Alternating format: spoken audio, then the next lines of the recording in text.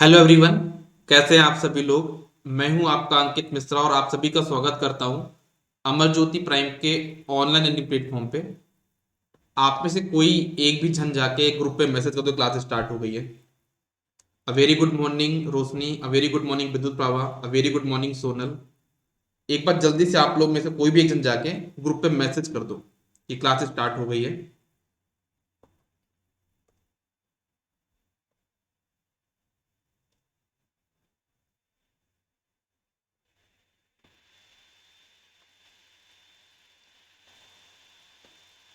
ठीक है, आप में से कोई भी एक जन जाके ग्रुप पे मैसेज कर दीजिए कि क्लास स्टार्ट हो गई है, जिससे फिर हम लोग यहाँ पे क्लास को कंटिन्यू कर सकें।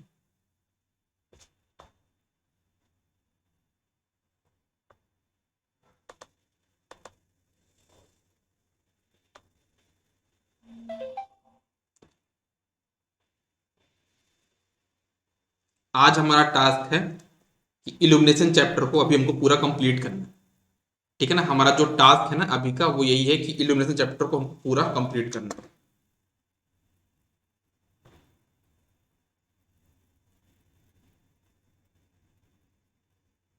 कहाँ से डस्ट बैठ गई इसमें बहुत ज्यादा यार। चलो आ जाओ, है ना। हम लोग यहाँ पे क्लास को अभी स्टार्ट करते हैं। तो हम लोग सबसे पहले क्या स्टार्ट करते हैं, एक दूसरा लैंप लेते हैं जिसका नाम है यहाँ पे क्या, उस लैंप का नाम है यहाँ पे फिलामेंट लैंप, है ना। तो हम लोग फिलामेंट लैंप के बारे में थोड़ा सा डिस्कस करेंगे। ठीक है, तो आप लोग यहाँ पे हेडिंग पुट करिएगा,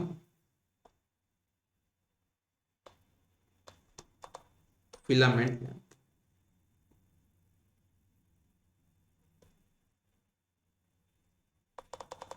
आज का टास्क हम लोग पहले बना चुके हैं, हमको ये इल्यूमिनेशन चैप्टर कंप्लीट करना है।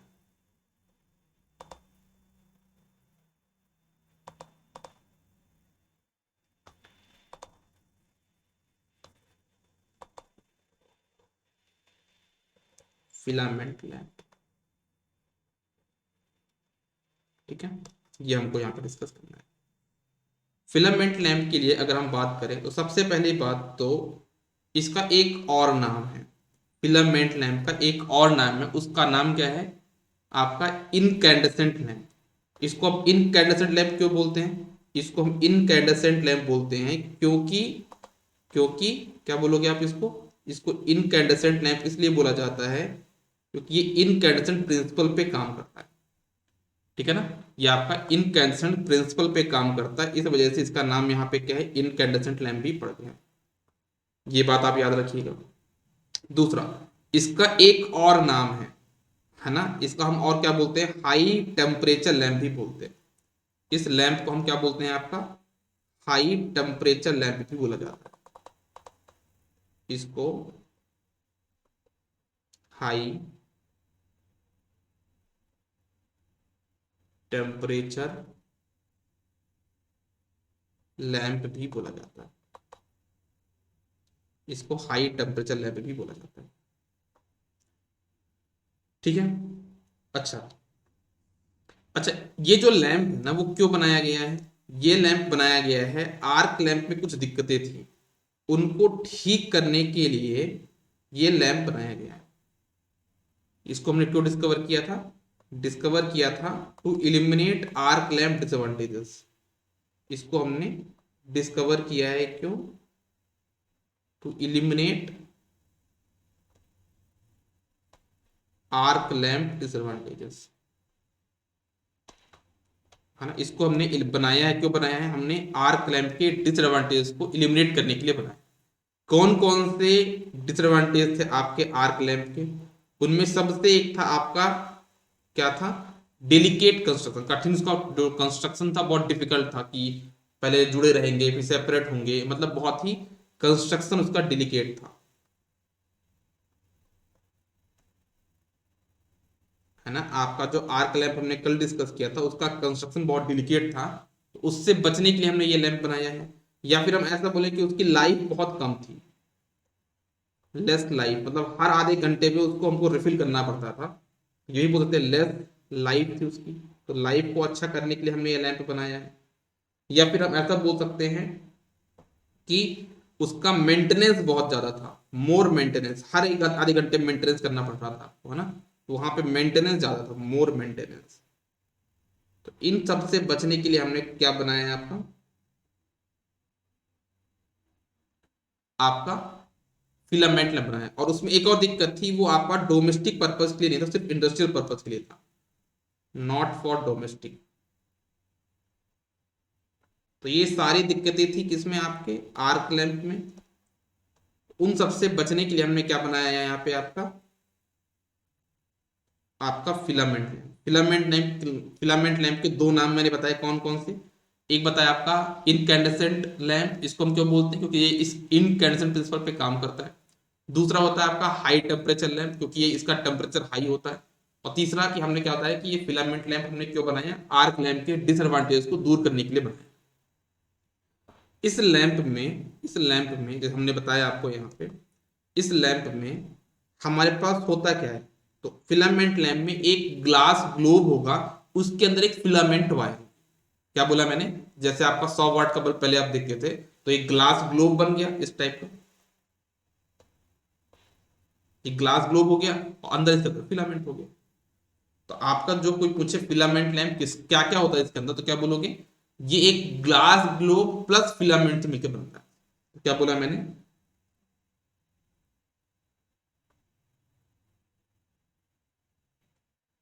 ग्लास ग्लोब होगा इसके अंदर, मतलब ग्लास ग्लोब है और ये फिलामेंट है। और इसको हमने क्या किया, इवैक्यूएटेड किया। इवैक्यूएट मतलब उस ग्लास ग्लोब को हमने इवैक्यूएट कर दिया, उसके अंदर कोई और भी गैस नहीं, ऑक्सीजन वगैरह नहीं है। क्योंकि अगर ऑक्सीजन होगा, जब फिलामेंट ग्लो करेगा, जलेगा, तो उससे ऑक्सीडेशन हो जाएगा। तो ऑक्सीजन से बचाने के लिए हम इसको क्या कर देते हैं, इवैक्यूएट कर देते हैं, मतलब ग्लास ग्लोब के अंदर हम एक तरह से वैक्यूम क्रिएट कर देते हैं। ठीक है ना। तो हम यहाँ पे क्या करते हैं इसको, ग्लास ग्लोब आपका यहाँ पे क्या होता है, इवैक्यूएटेड होता है, याद रखना। जो ग्लास ग्लोब है आपका, वो आपका यहाँ पे क्या होता है, इवैक्यूएटेड, जिससे आपका क्या ना हो, ऑक्सीडेशन ना हो।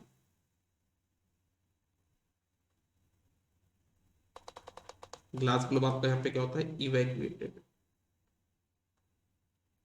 क्यों होता है इवैक्यूएटेड, टू प्रिवेंट ऑक्सीडेशन।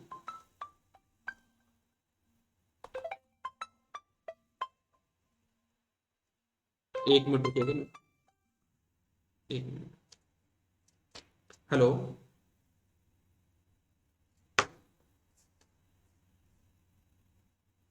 अच्छा।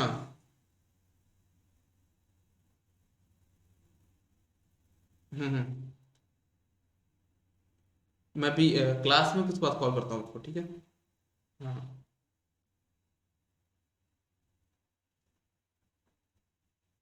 चलो, कुछ इंपॉर्टेंट बता दिया आपने, मिस हो गया। नहीं नहीं, बस अभी स्टार्ट किया ना क्लास को। क्या बताया मैंने आपका, अभी तक 3 4 चीजें बताई ना आपको, जितना सामने लिखा उतना ही बताया। ठीक है। ये फिलामेंट लैंप आपका इनकैंडेसेंट प्रिंसिपल पे काम करता है, इसका हाई टेम्परेचर लैंप होता है ना। ये तो इसको हाई टेम्परेचर लैंप भी बोलते हैं। और इसको हमने डिस्कवर किया है आर्क लैंप के डिसएडवांटेज को रिमूव करने के लिए। ठीक है। फिलामेंट लैंप एक तरीके से आपका ग्लास ग्लोब होता है, और इसके अंदर एक फिलामेंट होगा, उसको हम इवेक्यूएट करते हैं, जिससे आपका फिलामेंट का ऑक्सीडेशन ना हो। ठीक है। ओके।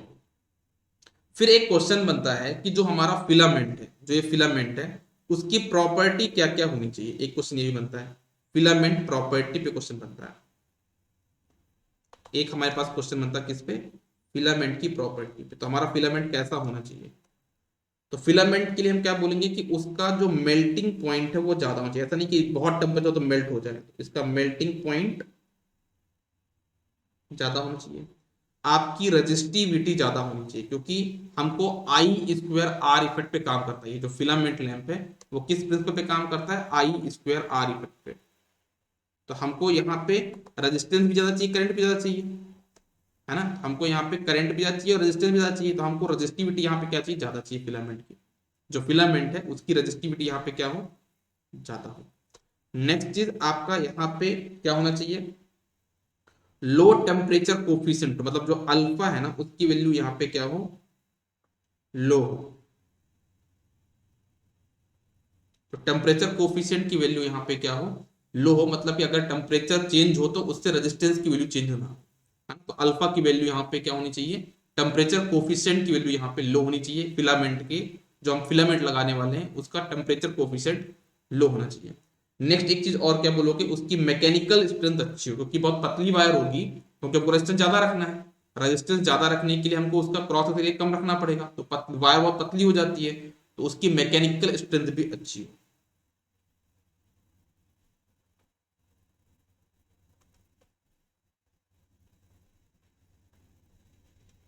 मैकेनिकल स्ट्रेंथ अच्छी हो, ठीक है। एक और प्रॉपर्टी हम बोलेंगे कि वेपर प्रेशर हाई हो, मतलब कि जब हमारा फिलामेंट का इवेपोरेशन होगा तो अंदर एक वेपर क्रिएट होगा, तो वो उस ज्यादा प्रेशर को झेल सके, है ना। तो हम क्या बोलेंगे, वेपर प्रेशर आपका यहाँ पे हाई होना चाहिए। क्या बोला मैंने, वेपर प्रेशर हाई होना चाहिए। फिलामेंट के लिए एक प्रॉपर्टी क्या है, जो वेपर प्रेशर है वो आपका हाई होना चाहिए।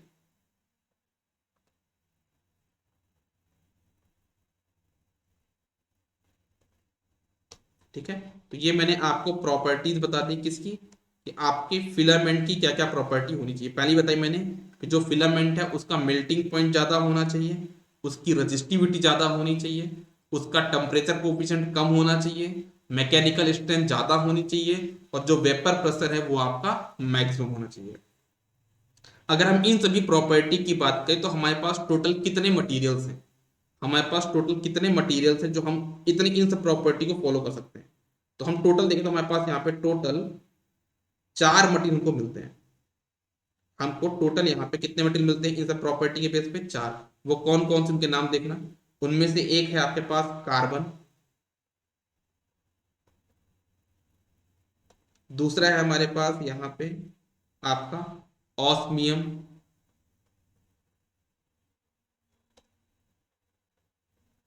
थर्ड है आपका टेंटलम,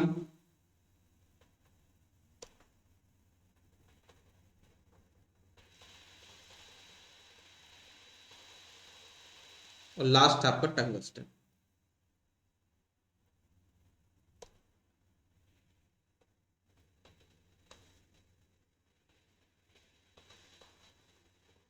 तो ये हमारे पास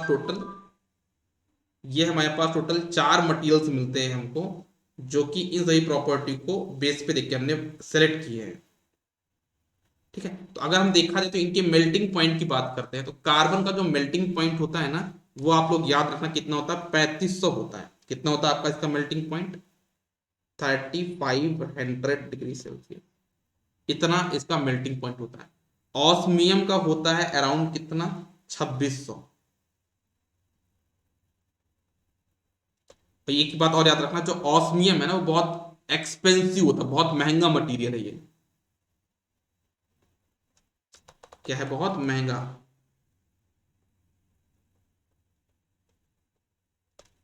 टेंटलम का जो मेल्टिंग पॉइंट होता है वो होता है 2200। ये भी आपका रेयर एंड एक्सपेंसिव है, रेयर मतलब बहुत जल्दी नहीं मिलता, और महंगा भी है। ठीक है, किसके बारे में बोला मैंने, टेंटलम के बारे में बोला। टेंटलम आपका जो मेल्टिंग पॉइंट है वो 2200 है, मतलब बहुत ज्यादा मेल्टिंग पॉइंट है। और इसका जो आर और ई है, मतलब क्या बोलोगे, ये बहुत रेयर है और एक्सपेंसिव भी है, बहुत जल्दी मिलता नहीं है ना।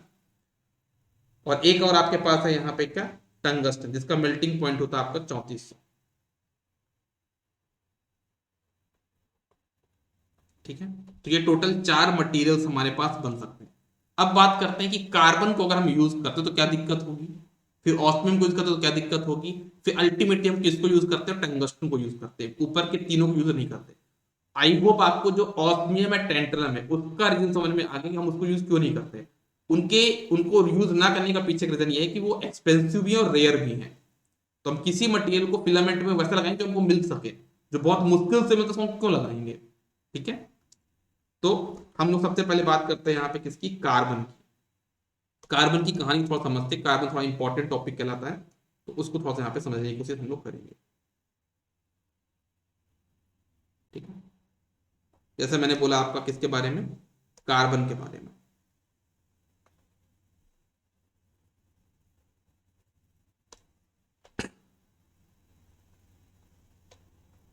तो अगर हम कार्बन के बारे में बात करें तो हम क्या बोलेंगे कार्बन के बारे में, कि इसका जो मेल्टिंग पॉइंट है वो तो मैंने बताया कितना 3500 है, मेल्टिंग पॉइंट इसका 3500, ये तो अच्छी बात है। लेकिन इसमें एक दिक्कत है, 3500 तक तो ये मेल्ट होता है, लेकिन जैसे ही इसका टेम्परेचर 1800 के ऊपर जाएगा ये आपका इवेपोरेट होना शुरू हो जाता है, मतलब भाप बन के उड़ने लगता है। कार्बन में एक दिक्कत ये है कि इसका मेल्टिंग पॉइंट तो 3500 है, लेकिन जो इवेपोरेशन है या फिर वेपोराइजेशन बोल सकते हो, वो आपका शुरू हो जाता है किससे, 1800 से, है ना। तो 1800 से वो हवा बन के उड़ने लग जाएगा।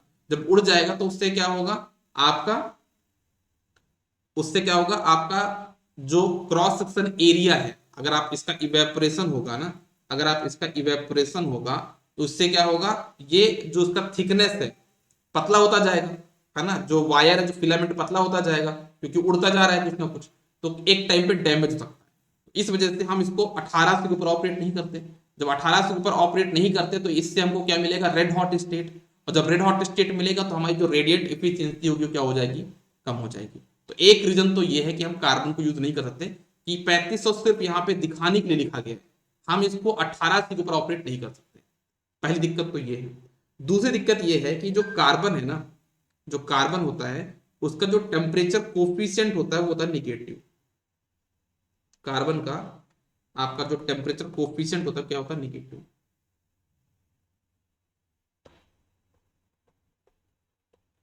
टेम्परेचर कोफिशिएंट क्या होता है, निगेटिव होता है। ठीक है, टेम्परेचर कोफिशिएंट इसका निगेटिव हो जाएगा। जब टेम्परेचर कोफिशिएंट निगेटिव होगा, है ना, जब कार्बन का टेम्परेचर कोफिशिएंट निगेटिव होगा, इसका मतलब ये है कि जब टेम्परेचर इंक्रीज हुआ, जब टेम्परेचर आपका क्या होगा, इंक्रीज हुआ, टेम्परेचर इंक्रीज होने से इसका रेजिस्टेंस यहाँ पे क्या होगा, कम होगा। रेजिस्टेंस कम होने से करंट क्या होगी आपकी, इंक्रीज होगी, है ना, करंट आपकी इंक्रीज होगी। और एक चीज आपको पता होनी चाहिए, फिलामेंट लैंप में जो आपका करंट है ना, आपका जो करंट है वो प्रोपोर्शनल होता है। वो करंट आपका प्रोपोर्शनल होता है किसके, करंट आपका प्रोपोर्शनल होता है किसके, D⁻³ करंट आपका प्रोपोर्शनल किसके बराबर होता है, D⁻³। मतलब अगर आपके पास यहाँ पे करंट इंक्रीज हुआ है, दैट मीन्स आपके फिलामेंट का डायमीटर भी चेंज होना चाहिए ना, लेकिन वो तो मीटर बन चुका है। मतलब जो आपका ये लैंप है तो बन चुका है, तो आप डायमीटर तो चेंज नहीं कर पाओगे फिलामेंट का। तो इससे आपका एक क्या हो जाएगा, आपका फिलामेंट डैमेज हो जाएगा, इससे फिलामेंट आपका बर्न हो सकता है।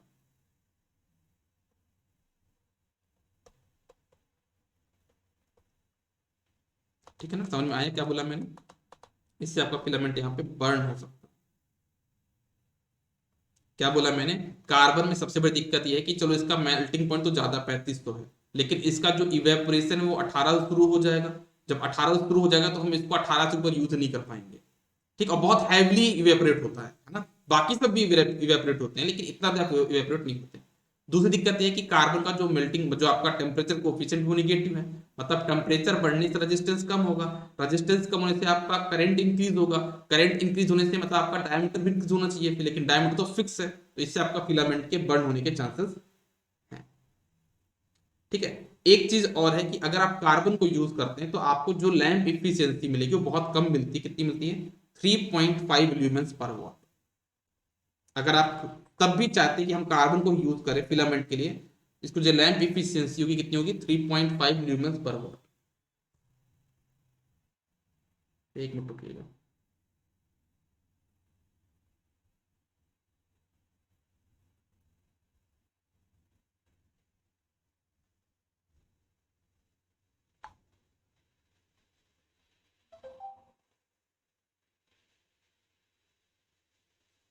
ठीक है, चलो, तो क्या बोला मैंने, इसका जो लैंप इफिशियंसी है कितना है, 3.5 ल्यूमेंस पर वॉट।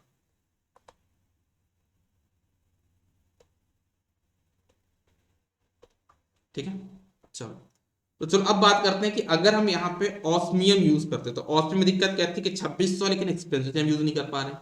टाइटेनियम में वही दिक्कत है, 2200 है, लेकिन इसको हम यूज नहीं कर पा रहे हैं। तो अब बात करते हैं टंगस्टन की।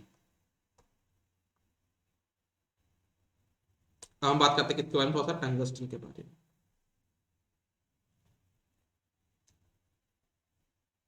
टंगस्टन में क्या है कि इसका जो मेल्टिंग पॉइंट है वो कितना है, लिखा यहाँ पे 3400, और हम इसको 3400 तक यूज भी कर सकते हैं। इसलिए हमारे पास जो सबसे बेस्ट मटेरियल बनता है वो क्या बनता है आपके पास यहाँ पे, वो टंगस्टन ही बनता है, क्योंकि हम इसको उतने टाइम तक यूज तो कर सकते हैं एटलीस्ट, है ना। और अगर हम इसको यूज करते हैं टंगस्टन को, तो हमको जो लैंप इफिशियंसी मिलती है वो मिलती है 10 ल्यूमेंस पर वॉट। जो लैंप इफिशियंसी होती है टंगस्टन को यूज करने पे, वो कितनी होती है आपकी, 10 ल्यूमेंस पर वॉट। अच्छा एक चीज याद रखिएगा, हमेशा के लिए याद रखिएगा, जो फिलामेंट लैंप है उसकी जो हमको लाइट मिलती है वो कैसी मिलती है, that is always yellow colour. हमको इससे कैसी लाइट मिलती है, कौन से कलर की लाइट मिलती है, कलर मिलता है हमको क्या यहाँ पे, येलो कलर।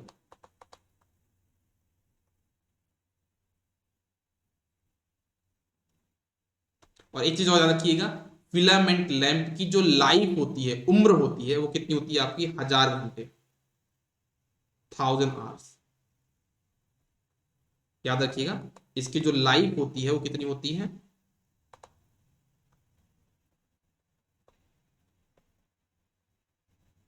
1000 आवर्स। ठीक है,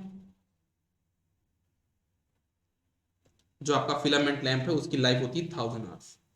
अच्छा, हमारे इस लैंप में, फिलामेंट लैंप में एजिंग इफेक्ट होता है, मतलब उम्र के साथ इस लैंप की परफॉर्मेंस पे इफेक्ट पड़ता है।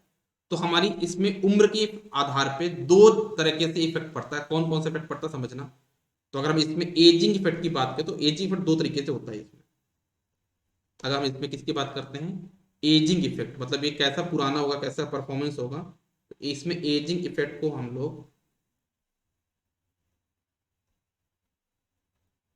इसमें हम एजिंग इफेक्ट को हम लोग दो तरीके से रिप्रेजेंट कर सकते हैं।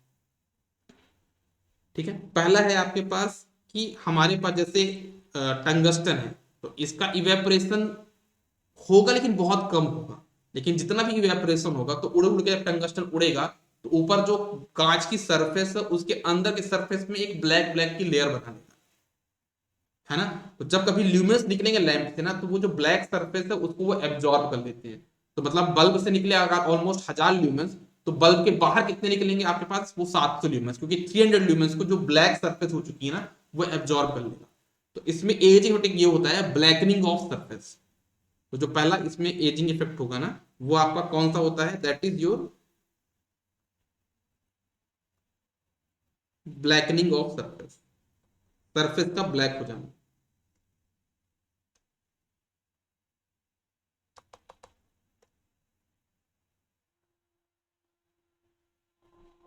आपने देखा होगा ना, बल्ब पुराने हो देखो तो उसमें हल्का काले काले हो जाते हैं अंदर से, ब्लैकनिंग ऑफ सरफेस। ये एक आपका एजिंग इफेक्ट हो गया। ठीक है, दूसरा दूसरा एक और हमारे पास एजिंग इफेक्ट होता है, वो क्या होता है,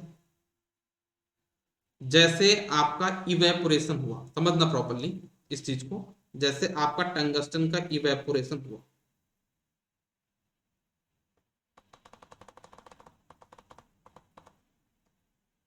जैसे ही आपके पास यहाँ पे किसका, टंगस्टन का इवेपोरेशन हुआ, जब इसका इवेपोरेशन हुआ है तो मतलब इसमें से टंगस्टन जाके कुछ उड़ चुका है, और उड़ के कहाँ बैठ गया है, वो सरफेस काला काला हो गया। तो जब इवेपोरेशन हुआ है उससे जो क्रॉस सेक्शन एरिया होगा वो क्या होगा, कम होगा। क्रॉस सेक्शन एरिया यहाँ पे कम हो जाएगा। जब क्रॉस सेक्शन एरिया कम हो जाएगा, है ना, तो रेजिस्टेंस आपका क्या हो जाएगा, इंक्रीज हो जाएगा। रेजिस्टेंस आपका इंक्रीज हो जाएगा। जब रेजिस्टेंस इंक्रीज होगा तो कहीं ना कहीं वो करंट को डिक्रीज करेगा, नहीं करेगा, वो आपका करंट को यहाँ पे डिक्रीज करेगा। तो वो भी एक आपका अनडिजायरेबल। करंट का डिक्रीज होना मतलब आपका आई स्क्वायर आर कम होगा। करंट का डिक्रीज मतलब क्या, आपका आई स्क्वायर आर कम होगा। तो टेम्परेचर कम होगा, टेम्परेचर कम होगा तो आपका हीट कम होगी, तो लाइट आपका कम मिलेगा। तो एक ये भी हमारे पास एजी इफेक्ट देखने को मिलता है। आप देखते हो जो 100 वाट के बल्ब थे, स्टार्टिंग में बहुत अच्छी लाइट देते, पूरे रूम को उजाला कर देते हैं, लेकिन वही बल्ब अगर आप 2 महीने तक बच गया किस्मत से, अगर वही बल्ब 2 महीने तक किस्मत से बच गया, चलता रहा, तो 2 महीने बाद वो कैसी लाइट देता है आपको, बिल्कुल डिम लाइट देता है। क्यों, उसके दो रीजन है। पहला तो एक उसकी जो सरफेस अंदर की काली हो गई है, तो पूरी लाइट को बाहर नहीं भेज रहा है वो। तो दूसरा, कि जो फिलामेंट है वो इवेपोरेट हुआ होगा, तो उसका टंगस्टन का जो फिलामेंट का क्रॉस सेक्शन एरिया वो कम हो गया होगा, रेजिस्टेंस बढ़ गया, करंट उसने कम कर दिया, करंट को कम करने से आपका आई स्क्वायर आर कम हो गया, जब आई स्क्वायर आर कम हो तो आपका टेम्परेचर कम हो गया, जिससे आपको वो व्हाइट हॉट स्टेज तक पूरा पहुंच नहीं पाया। ठीक है, ये बात क्लियर है यहाँ पर। चलो अब एक चीज और होती है कि हमारा जो फिलामेंट लैंप है ना, उसकी सबसे बड़ी दिक्कत ये है कि ये वोल्टेज वेरिएशन पे इसकी लाइफ डिपेंड करती है। जैसे मैंने बोला ना कि इसकी लाइफ 1000 घंटे, तो ऐसा नहीं कि आप इसको खरीद के लेके आए इसमें 1000 घंटे चले गए, नहीं, वो डिपेंड करता है वोल्टेज वेरिएशन पे। इसकी जो लाइफ है वो पूरी की पूरी डिपेंड करती है वोल्टेज वेरिएशन पे। इसका मतलब क्या हुआ, इसका मतलब ये हुआ कि अगर हमारे पास जो सप्लाई है, हमारे पास जो सप्लाई है, अगर उसमें 5%, अगर हमारे पास में 5% सप्लाई में सप्लाई वोल्टेज बढ़ गया, अगर हमारे पास सप्लाई वोल्ट 220 वोल्ट है, उसमें 5% वोल्टेज और आ गया सप्लाई वोल्टेज में, तो इसकी लाइफ 50% कम हो जाती है, मतलब 500 घंटे हो जाएगी उसी सेकंड। जिस टाइम पे 220 वोल्ट से ज्यादा वोल्टेज आया, 5% और ज्यादा वोल्टेज आ गया, उस टाइम पे इसकी लाइफ क्या हो जाएगी, 50% कम हो जाएगी। मतलब फिलामेंट लैंप की लाइफ वोल्टेज वेरिएशन पे हैवली डिपेंड करती है, डिपेंड नहीं करती, बहुत ज्यादा डिपेंड करती है। क्या मैंने बोला क्या यहाँ पे, मैंने बोला यहाँ पे life depends on voltage variation.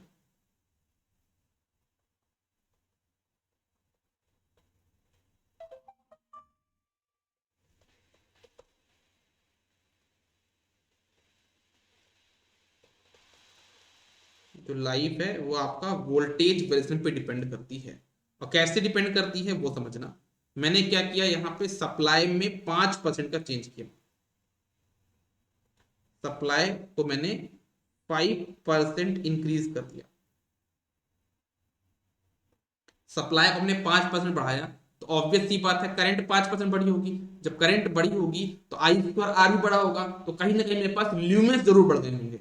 याद रखना, जो ल्यूमेंस आउटपुट होगा ना, जो लाइट एनर्जी निकलेगी इसकी, वो मान लो बढ़ गया कितना आपके पास, 20%। आपके पास 20% ल्यूमेंस आपके यहाँ पे क्या हो जाएंगे, इंक्रीज हो जाएंगे। अगर सप्लाई में 5% का आपने इंक्रीमेंट दिया, तो ल्यूमेंस आपके 20% इंक्रीज हो जाएंगे, लेकिन जो लाइफ है वो 50% आपकी डिक्रीज हो जाएगी।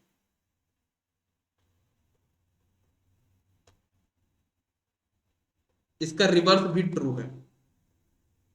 रिवर्स ट्रू मतलब अगर 5% कम आया तो ल्यूमेंस 20% डिक्रीज हो जाएंगे और लाइफ 50% इंक्रीज हो जाएगी। ठीक है, तो ये है।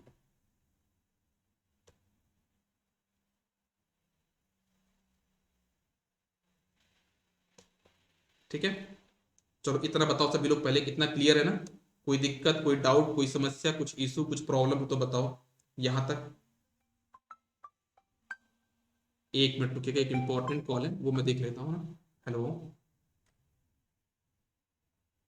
राधे राधे, मैं करता हूँ आराम से आपको आधे घंटे से, क्लास ले रहा हूँ अभी। कब तक फ्री हो गया आप? ओके ओके, मैं फ्री करता हूँ कॉल, है ना।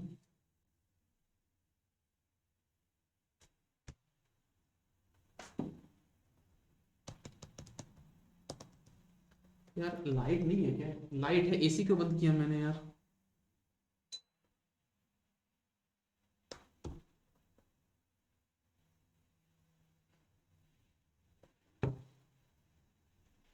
गर्मी बड़ा पसीना इतना हो गया। चलो आ जाओ, इतना इतना तो हो गया ना। चलो अब एक क्वेश्चन ये बनता है कि सर आपने यहाँ पे 5% के लिए बता दिया, लेकिन अगर हम यहाँ पे पूछें किसके लिए, 1% अगर हमारा सप्लाई वोल्टेज चेंज होता है तो क्या क्या चीज हमको चेंज देखने को मिलेगी। याद रखना यहाँ पे, अगर हमारे पास यहाँ पे सप्लाई वोल्टेज में 1% का चेंज हुआ, क्या बोला मैंने, 1% आपका चेंज हुआ किसमें, सप्लाई में, 1% चेंज इन सप्लाई। अगर हमारा 1% चेंज हुआ सप्लाई में, उससे क्या होगा, अगर 1% सप्लाई में चेंज हुआ, इसका मतलब ये है कि आपके पास यहाँ पे जो वॉटेज है, वॉटेज वो 1.5% चेंज होगी। ठीक है, आपकी इफिशियंसी 2% चेंज, और आपके जो ल्यूमेंस आउटपुट है, ल्यूमेंस आउटपुट है वो आपके चेंज होंगे 3.5%, और आपकी जो लाइफ है वो आपकी चेंज होगी 8%। समझ में आई? अगर आप सप्लाई वोल्टेज में 1% का चेंज आता तो उस 1% चेंज से क्या चेंज देखने को मिलेगा आपको? ये सारी चीज चेंज देखने को मिलेगी। वोल्टेज आपका चेंज होगा, इफिशियंसी चेंज होगी, ल्यूमेंस आउटपुट चेंज होगा, और आपकी लाइफ भी यहाँ पे चेंज हो जाएगी। ठीक है, अच्छा, एक चीज आपको और समझनी है, हमारा ये जो लैंप है ना, फिलामेंट लैंप, इसके अंदर हमने टंगस्टन रखा हुआ है और वैक्यूम क्रिएट किया हुआ है। तो क्या होता है, जो वैक्यूम है ना वो तो ठीक है ना, लेकिन वो क्या है, कभी कभी जैसे मान लो हमने 100 वाट का लैंप बना दिया, तो वहां पे क्या होता है, वो वैक्यूम झेल नहीं पाता, वो उसको कंट्रोल नहीं कर पाता। तो हमको क्या करना था, वहां पे कोई एक इनर्ट गैस फिल करनी पड़ती। तो मैंने क्या बोला कि अगर आपके पास जो लैंप है ना, जो आपके फिलामेंट लैंप है, अगर वो 60 वाट से कम है, अगर बल्ब की रेटिंग यहां पे कितना है आपका, वो 60 वाटेज से कम है, अगर 60 वाट से कम है, तो कोई भी गैस आप फिल नहीं करते हो। No gas, no inert gas is required, no inert gas.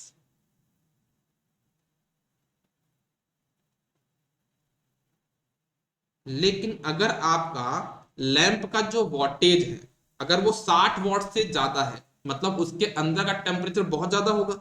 जब टेम्परेचर ज्यादा होगा तो उस केस में हम ये बोलेंगे ना कि उस लैंप से हम ये बोल रहे हैं कि वहां पे जो वैक्यूम है वो उस इन्वायरमेंट को, उस सिचुएशन को हैंडल नहीं कर पाएगा। हमको वहां पे एक इनर्ट गैस रखनी पड़ेगी। इनर्ट गैस रखने के दो ऑप्शन है, एक तो क्रिप्टॉन है, एक है आर्गन। क्रिप्टॉन भी रख सकते हैं, लेकिन क्रिप्टॉन बहुत एक्सपेंसिव है, तो क्रिप्टॉन को यूज ना करके हम लोग आर्गन गैस यहाँ पे फिल करते हैं। फिलामेंट लैंप में 60 वाट से ज्यादा वाले लैंप के लिए हम क्या करते हैं, आपका इनर्ट गैस के लिए आर्गन गैस फिल कर देते हैं। यहाँ पे जहां मैंने 60 वाट लिखा है, कुछ बुक्स में यहाँ पे 40 वाट भी लिखा हुआ है, 40 वाट लिखा हुआ है। तो आप इतना खुद समझ जाइए, अगर एग्जाम में आए ऐसा कि 40 वाट 50 वाट का लैंप है, हम क्या फिल करेंगे, तो समझ जाना भाई वहां पे इनर्ट गैस फिल करने की बात कही जा रही है। ठीक है, कुछ चीजें आपको सिचुएशन के हिसाब से देख के समझनी पड़ती है। यहाँ पे 60 वाट से अगर ज्यादा का लैंप है तो इसमें क्या करेंगे, आपका इनर्ट गैस फिल करते हैं। कौन सी? एक तो हमारे पास ऑप्शन है क्रिप्टॉन, और दूसरा हमारे पास यहाँ पे आर्गन। तो हम इसमें किसका यूज करते हैं, हम यहाँ पे क्रिप्टॉन को यूज नहीं करते, आर्गन का यूज करते। क्यों? इसके पीछे का रीजन मैंने बताया, क्रिप्टॉन आपका महंगा है, कॉस्टली है।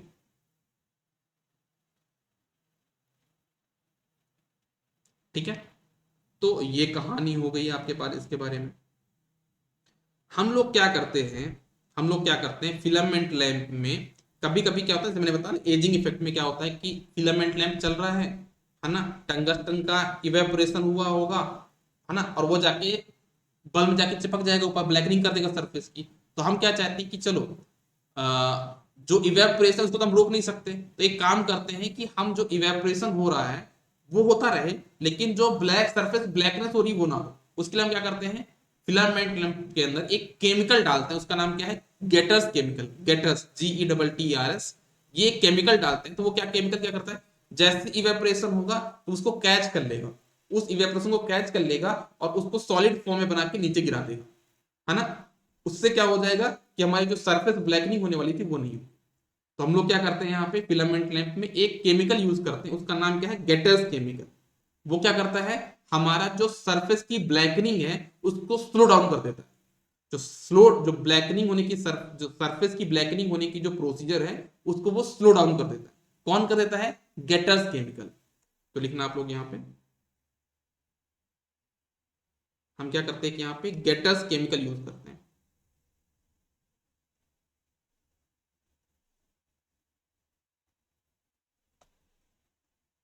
ये क्या करता है आपका, स्लो डाउन करता है, slow down, slow down blackening of surface.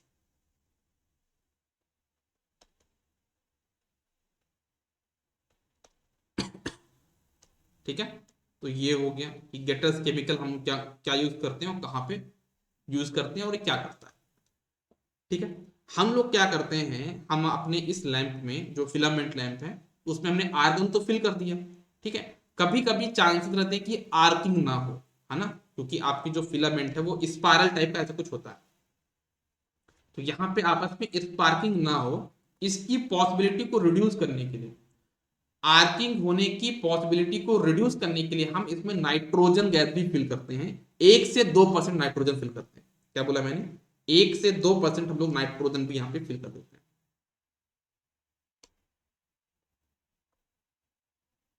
1 से 2% नाइट्रोजन। क्या करता है नाइट्रोजन, ये नाइट्रोजन का काम क्या है कि आपका पॉसिबिलिटी ऑफ आर्किंग को रिड्यूस करता है ना, आर्किंग को रिड्यूस नहीं करता है ना। मैं फिर से बता रहा हूँ, जैसे आप लोग मास्क लगा के जाते हो मार्केट में, तो वो आपको कोविड से प्रोटेक्ट करता है, लेकिन अगर कोविड हो गया तो मास्क उस लगा तो सही थोड़ा हो जाएगा, है ना, उसके लिए ट्रीटमेंट लेना पड़ेगा आपको। तो वही चीज यहाँ पे भी है, अगर नाइट्रोजन यूज करोगे 1 से 2%, तो वो आपकी आर्किंग होने की पॉसिबिलिटी से बचाएगा। लेकिन अगर आर्किंग हो गई तो नाइट्रोजन उसमें कोई भी हेल्प नहीं करता। ठीक है, तो 1 से 2% नाइट्रोजन रखते हैं हम, जिससे जो क्या करता है हमारे पास यहाँ पे 1 से 2% नाइट्रोजन क्या करता है, पॉसिबिलिटी ऑफ आर्किंग को रिड्यूस करता है। पॉसिबिलिटी ऑफ आर्किंग कोई क्या करता है, रिड्यूस करता है। ठीक है,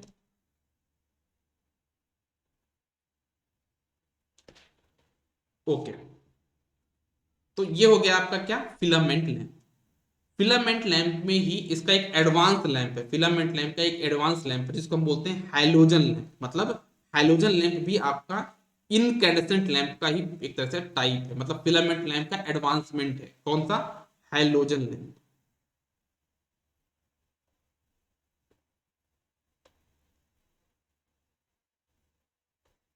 हैलोजन लैंप में हम क्या करते हैं, एक बार थोड़ा इसके बारे में डिस्कस कर लेते हैं।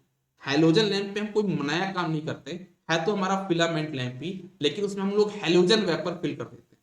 क्या कर देते हैं हम लोग यहाँ पे, इसमें हम लोग हैलोजन वेपर फिल कर देते हैं। इसमें हम लोग क्या करते हैं, हैलोजन लैंप में हम लोग यहाँ पे हैलोजन वेपर फिल कर देते हैं।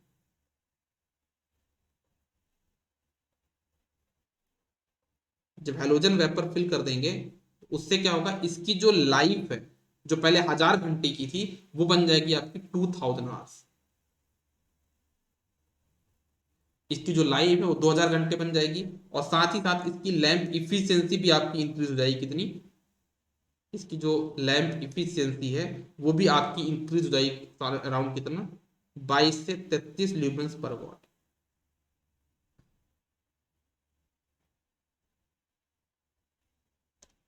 इतनी आपकी यहाँ पे लैंप इफिशियंसी इसकी हो जाएगी। और एक बात और याद रखिएगा, ये जो लैंप है ना, हैलोजन लैंप, वो आपका क्या है, वो एक तरीके से हम क्या बोलेंगे, इनकैंडेसेंट फैमिली का ही मेंबर है।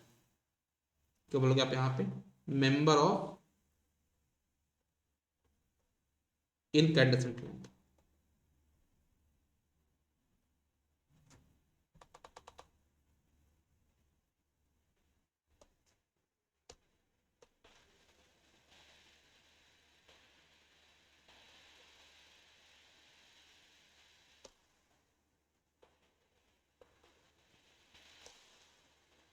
ठीक है, तो ये हो गया आपके बारे में, किसके बारे में, फिलामेंट लैंप और हैलोजन लैंप के बारे में। सबको यहाँ तक क्लियर, एक बार कहानी बताओ जरा। आप लोग के बहुत टाइम से मैसेज नहीं आए, आप लोग पीछे मैसेज भी कर दिया करो ना।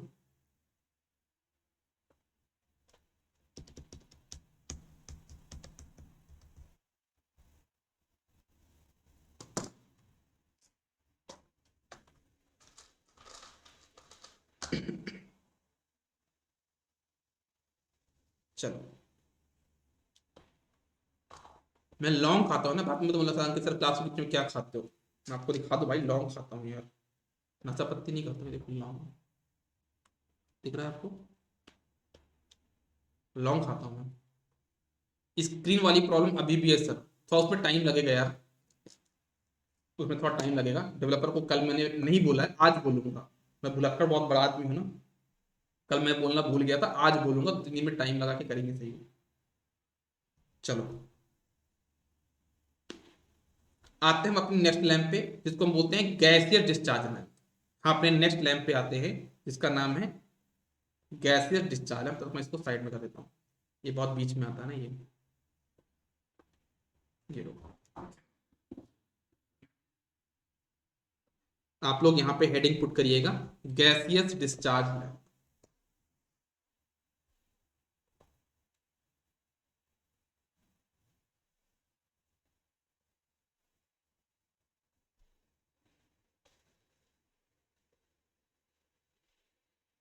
अब देखो, गैसियस डिस्चार्ज लैंप को हम लोग दो कैटेगरी में डिवाइड करते थे पहले ही। जो गैसियस डिस्चार्ज लैंप है इसको हम लोग टोटल दो कैटेगरी में डिवाइड करते हैं। पहली वो कैटेगरी होती है, मतलब हम क्या करवाते हैं इसमें, जो गैसियस डिस्चार्ज लैंप होगा इससे हम क्या करेंगे, दो इलेक्ट्रोड होंगे। क्या बोला देखना, टू इलेक्ट्रोड्स होंगे इसमें।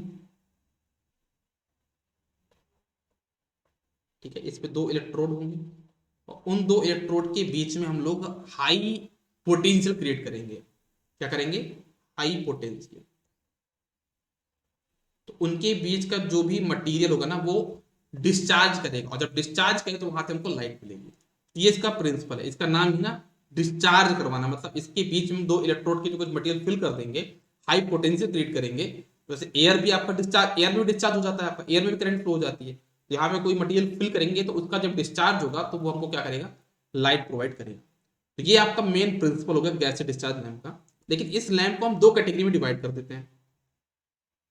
इस लैंप को हम लोग दो कैटेगरी में डिवाइड कर देते हैं। वो दो कैटेगरी कौन कौन सी देख लो। दो कैटेगरी बनती है, पहली कैटेगरी बनती है ऐसे लैंप जिनमें डिस्चार्ज हुआ, हमको डायरेक्ट लाइट मिल गई। क्या वो बोला मैंने, जो हमारा फर्स्ट कैटेगरी बनता है गैस डिस्चार्ज लैंप का, उसमें क्या बोला मैंने, डिस्चार्ज हुआ और उसी डिस्चार्ज से हमको क्या मिल जाएगी, लाइट मिल जाएगी। डिस्चार्ज से हमको क्या मिल जाएगा, लाइट। एक तो ये कैटेगरी बनती है। और दूसरी हमारी बनती है डिस्चार्ज होगा, उस डिस्चार्ज से हमको लाइट नहीं मिलेगी, उस डिस्चार्ज हमको मिलेगा यहाँ पे यूवी रेडिएशन। और उस यूवी रेडिएशन को हमको कन्वर्ट करना पड़ता है किसमें, लाइट। ठीक है, तो जो कि आपका क्या होता है, जो सेकंड वाला वो होता है ट्यूब लाइट। ये जो एग्जांपल होता है ना, डिस्चार्ज होगा, यूवी रेडिएशन होगा, उससे लाइट होगी, इसी को हम बोलते हैं आपका ट्यूब लाइट।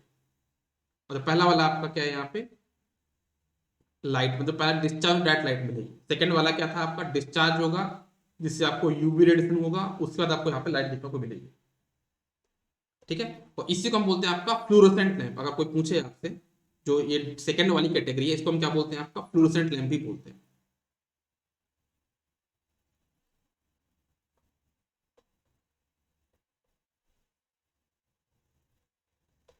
इसी को हम लोग बोलते हैं फ्लोरोसेंट लैंप। ठीक है, अगर हम बात करें डिस्चार्ज लैंप की, जो पहला वाला लैंप था, उसकी कैटेगरी में हमारे पास तीन लैंप आते हैं, है ना। अब उसको मैं कैसे बताऊं, थोड़ा मैंने गड़बड़ किया, मैं सुधार देता हूँ, है ना। मतलब इसको अच्छे से लिख देता हूँ, प्रॉपरली अरेंज कर देता हूँ, तब मजा आता है ना। पहला क्या था, डिस्चार्ज था, आपको डायरेक्ट लाइट मिलेगी, है ना। इसके आपके तीन प्रकार के लैंप थे इसमें। इसमें आपके पास तीन प्रकार के लैंप बनते थे। इसमें आपके तीन प्रकार के लैंप बनते थे। पहला था आपका sodium vapour lamp, sodium vapour lamp. दूसरा है आपका मरकरी वेपर लैंप,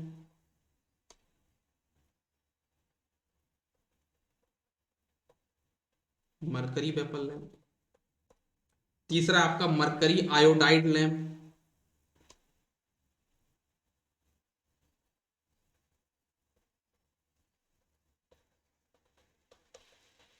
और लास्ट है आपका नियॉन लैंप।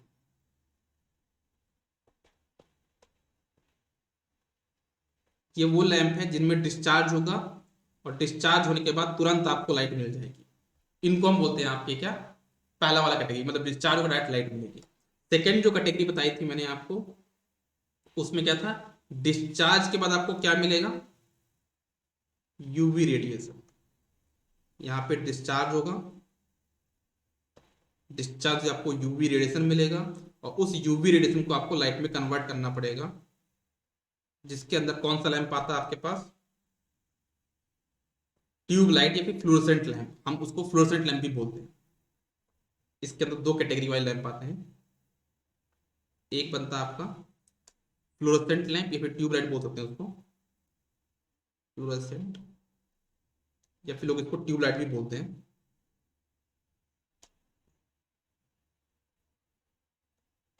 और दूसरा बनता है आपके पास यहाँ पे CFL, जिसको हम बोलते हैं कॉम्पैक्ट फ्लोरोसेंट लैंप, CFL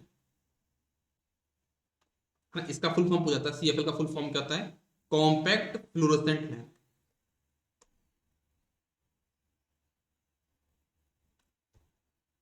ठीक है, क्वेश्चन एक बनता है कि जो ट्यूब लाइट है वो किस प्रिंसिपल पे काम करता है, तो क्या बोलोगे, वो फ्लोरोसेंट प्रिंसिपल पे काम करता है। ठीक है, चलो तो अब हम लोग यहाँ पे स्टार्ट करते हैं अपना सबसे पहला लैंप, जो कि है सोडियम वेपल लैंप। अब हम लोग यहाँ पे स्टार्ट करते हैं अपना पहला लैंप, जो कि कौन सा है, नोट्स भी नहीं दिए, अब भूल गया यार मैं नोट्स, आपका UEE के नोट्स आपने बोला थे ना, टेलीग्राम पे नहीं पढ़ा क्या यार, टेलीग्राम पे नोट्स तो होगा ना, मैं भूल गया था यार। चलो मुझे एक बार याद दिला देना क्लास के बाद। यार AC बंद हो गया क्या, अब लाइट चली गई, बड़ी दिक्कत है, बड़ी प्रॉब्लम। तो मेरी दिक्कत पता है क्या है, मैं रखा हूँ यहाँ पे क्लास में पढ़ाते पढ़ते लौंग खाता रहता हूँ, है ना, कभी कभी लौंग ज़्यादा तो पेट जलने लगता है, मेरा पेट जल रहा है, ऐसे तो कुछ मेंटेन होता। इसको मैं डब्बी यहाँ से अलग कर दूंगा, यानी बहुत ज़्यादा खाता हूँ लौंग में। ठीक है, चलो आते हैं हम लोग कहाँ पे, आपके सोडियम वेपल लैंप पे। तो आप लोग यहाँ पे हेडिंग पुट करिएगा, सोडियम वेपल लैंप।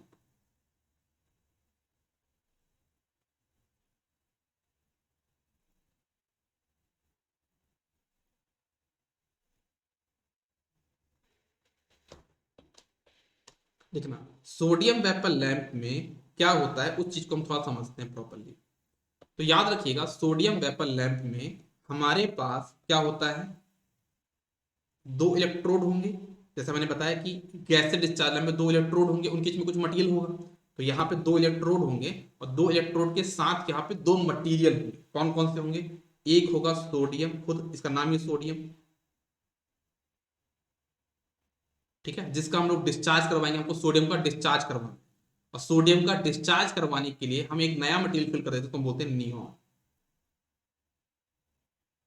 याद रखना, सोडियम वेपल लैंप में सोडियम के साथ क्या होता है, नियॉन होता है। ठीक है, एक बात ध्यान रखना, सोडियम वेपल लैंप का जो कलर होता है, इसका जो कलर होगा ना, लाइट का जो कलर मिलेगा हमको, वो हमको मिलता है, देखना इसका हम इस कलर की अगर बात करें, तो कलर इसके हम दो तरह के बोल सकते हैं। जब ये स्टार्ट होता है, देखो सोडियम वेपल लैंप पे जो सोडियम है वो सॉलिड फॉर्म है ना। किसी भी सॉलिड को अगर आप गर्म कर रहे हैं, तो पहले क्या होगा, सॉलिड से पहले लिक्विड बनेगा, फिर लिक्विड से वो आपका गैस बनेगा, तब तो उसका डिस्चार्ज होगा ना। मतलब डिस्चार्ज मतलब क्या, उसको गैस बना के डिस्चार्ज करवाना है, तो सॉलिड है, तो सॉलिड से पहले लिक्विड कन्वर्ट होगा, लिक्विड के बाद वो क्या होगा आपके पास, आपका गैस में कन्वर्ट होगा। आपके पास एक आइस क्यूब है, अगर आप उसको गर्म करो तो पहले तो लिक्विड बनेगा ना, पानी बनेगा ना पहले, तब तो जाके भाप बनेगा, डायरेक्ट भाप बन जाएगा वो, है ना। तो इसमें टाइम लगता है, सोडियम वेपल लैंप में हमको पूरी लाइट आने में टाइम लगता है।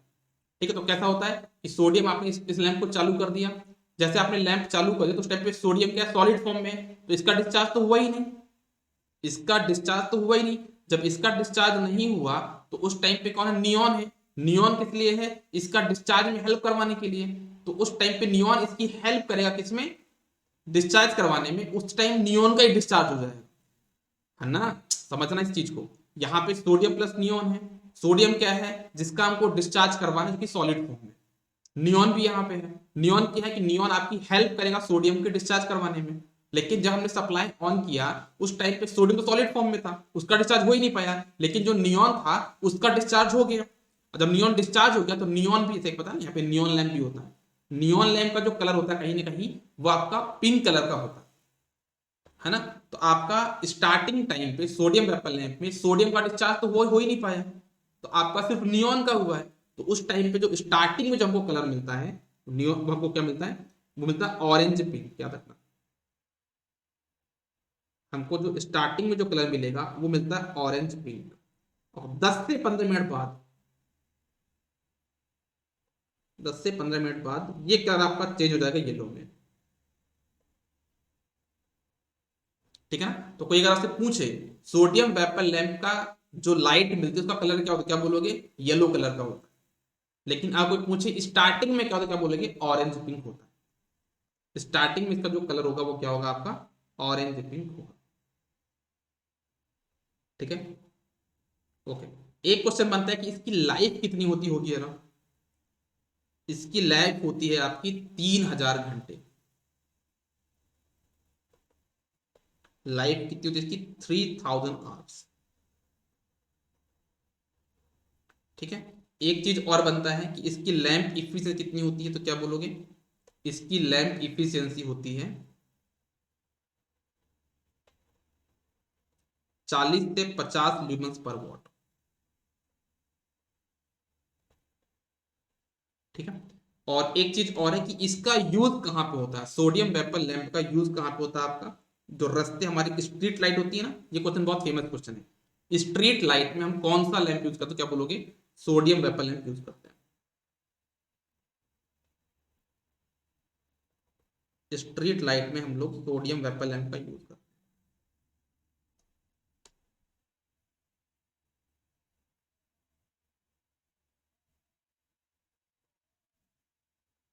ठीक है।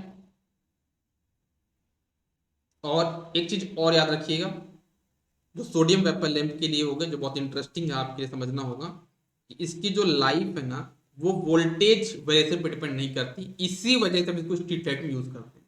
तो लिखना यहाँ पे, लाइफ जो है वो does not depend on voltage variation.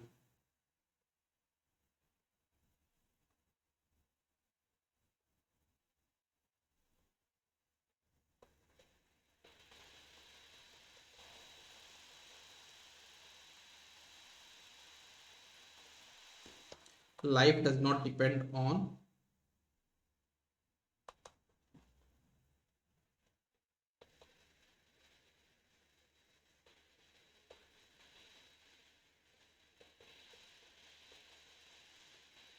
आपका वोल्टेज वेरिएशन पर डिपेंड नहीं करता।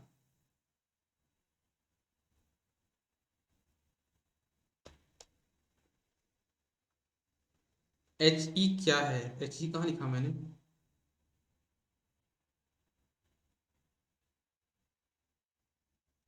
एच ई कहाँ लिखा मैंने यार?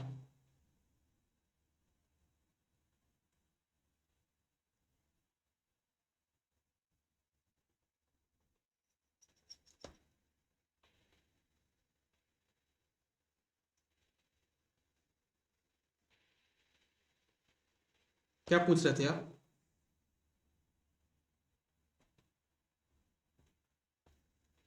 है क्या, ये पूछ रहे थे क्या? क्या पूछना चाह रहे थे? आपका डाउट समझा नहीं मैं। गैसियस का थर्ड टाइप?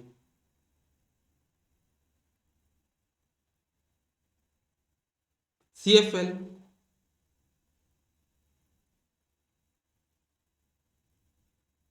मरकरी आयोडाइड नाम नेम है, हाँ। ये लैंप का नाम मरकरी आयोडाइड है ना। मरकरी आयोडाइड ये लैंप का नाम है ना। जैसे sodium vapour lamp, mercury vapour lamp, mercury iodide lamp, फिर नियॉन लैंप। जैसे आप लोग गार्डन देखते हो, जैसे क्रिकेट स्टेडियम है, तो क्रिकेट स्टेडियम में आपका मरकरी आयोडाइड लैंप लगा होता है, जो ऊपर लगता है ना, बहुत बहुत उजाले में लगा रहता है, बहुत ज्यादा उजाला देता है जो, है ना। आपके मॉल के सामने लगा रहता है, जो मॉल को पूरा उजाला दिखता है, वो भी आपका मरकरी आयोडाइड लैंप होता है। ठीक है। चलो आगे बढ़ते हैं, अपनी कहानी को आगे पढ़ाते हैं। इतना आप लोग नोट कर लीजिए। मैं साइड में हो जाता हूँ।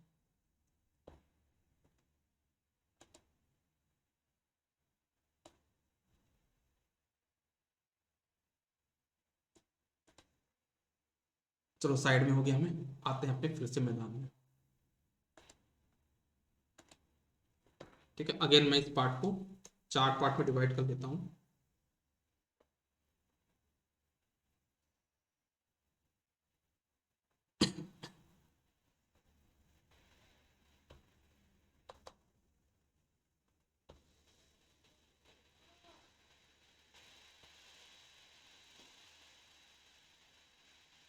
लाइन टेढ़ी है, मुझे लाइन टेढ़ी होती है, मुझे गुस्सा आ जाती है, मेरे को बहुत गुस्सा आती है। लाइन टेढ़ी हुई मतलब समझ जाओ मेरी ईगो पे बात आ जाती है। ठीक है, चलो। तो अब हम बात करते हैं किसके बारे में, आपका, अच्छा मैंने क्या बोला कि इसमें हमको डिस्चार्ज करवाना पड़ता है ना, सोडियम का डिस्चार्ज करवाना है, उसके लिए हमको क्या चाहिए, हाई पोटेंशियल, ज्यादा इनिशियल वोल्टेज, या फिर हम क्या बोलेंगे उसको, आपका इग्निशन वोल्टेज। तो इग्निशन वोल्टेज प्रोवाइड करने के लिए हम क्या करते हैं, चोक का यूज करते हैं। हम लोग यहाँ पे क्या यूज करते हैं, चोक का यूज करते हैं। हम लोग अपने इस लैंप में क्या करते हैं, यहाँ पे चोक का यूज करते हैं। चोक के दो काम है, चोक के दो काम है। पहला काम तो आपका ये है, ये आपका इग्निशन वोल्टेज प्रोवाइड करता है, मतलब हाई वोल्टेज प्रोवाइड करेगा, इग्निशन वोल्टेज।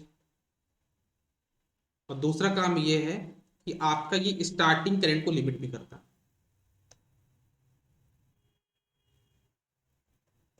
लिमिट करता है किसको, स्टार्टिंग करंट को। तो ये हो गया चोक का काम। अब क्योंकि हमने चोक यूज किया, चोक जैसे कि इंडक्टिव नेचर का होता है, चोक यूज करने से हमारे सर्किट का पावर फैक्टर कम हो जाएगा। तो हमारे पास जो पावर फैक्टर होता है ना, उसको बोलते हैं अनकरेक्टेड पावर फैक्टर। यहाँ पर अगर बात करते हैं हम पावर फैक्टर की, तो पावर फैक्टर क्या, जैसे हमने चोक लगा दिया, तो चोक लगाने के बाद हमारा जो पावर फैक्टर हो गया कम हो गया, कितना हो गया, वो था आपका 0.6 0.4। उसको हम बोलते हैं आपका अनकरेक्टेड पावर फैक्टर, मतलब उसको हमने सही नहीं किया। कितना अनकरेक्टेड पावर फैक्टर कितना है, 0.8 से लेकर 0.9 lagging, sorry sorry sorry, uncorrected है 0.6 0.4 होगा, 0.3 से लेकर 0.4, ये आपका अनकरेक्टेड। जब मैं इसको करेक्ट कर दूंगा, मतलब हमने क्या कैपेसिटर लगा दिया यहाँ पे, कंडेंसर लगा दिया, तो हमने क्या कर दिया, करेक्ट कर दिया। तो करेक्टेड मतलब कैपेसिटर लगाने के बाद आपका जो पावर फैक्टर हो जाता है 0.8 से 0.9 हो जाता है। ठीक है, तो ये दोनों पावर फैक्टर के बारे में ध्यान दीजिएगा। एक है अनकरेक्टेड पावर फैक्टर, दूसरा करेक्टेड पावर फैक्टर। करेक्ट कैसे किया था हमने इसको, कंडेंसर के थ्रू, आप चाहो तो लिख सकते हो कैसे करेक्ट किया था इसको हमने, थ्रू कंडेंसर।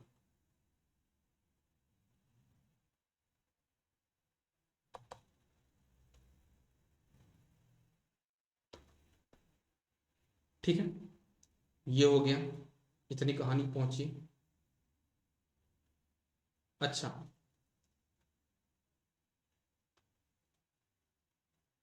एक चीज और याद रखना है कि ये जो सोडियम वेपर लैंप है ना, इसको हम लोग हॉरिजेंटली रखेंगे हमेशा। इसको हम कैसे ऑपरेट करेंगे, हॉरिजेंटली।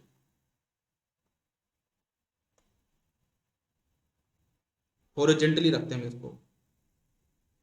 उसके पीछे की दो वजह है, उसके पीछे की दो वजह है कि अगर हमने इसको हॉरिजेंटली रख के वर्टिकल रख दिया, अगर हमने इसको हॉरिजेंटल ना रख के वर्टिकल रख दिया, तो उस केस में ये क्या करेगा कि सॉलिड है तो नीचे आ जाएगा।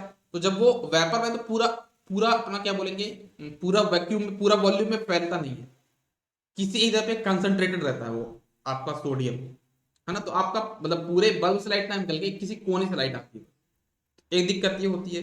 दूसरी दिक्कत होती है कि जो आपका ये सोडियम वेपर लैंप है, वो यूज होता है आपका स्ट्रीट लाइट में। जब ये स्ट्रीट लाइट में यूज होगा तो खराब भी होगा। जब खराब होगा तो हम इसका मेंटेनेंस करने जाएंगे, तो मेंटेनेंस करने को क्या करना पड़ता है, सिर्फ इसका इनर ट्यूब, जो अंदर की ट्यूब, उसको बस चेंज करना है, बाकी आपको सेम रहता है इसमें। तो इसके अंदर के ट्यूब को चेंज करते हैं, तो क्या करते हैं कि उसमें चांसेस रहते हैं कि वो जो सोडियम है वो ऊपर नीचे गिर जाएगा। नहीं तो जैसे हम ट्यूब को चेंज करेंगे, समझना इस बात को, सोडियम वेपर लैंप कहाँ पे लगा है, स्ट्रीट लाइट में लगा है।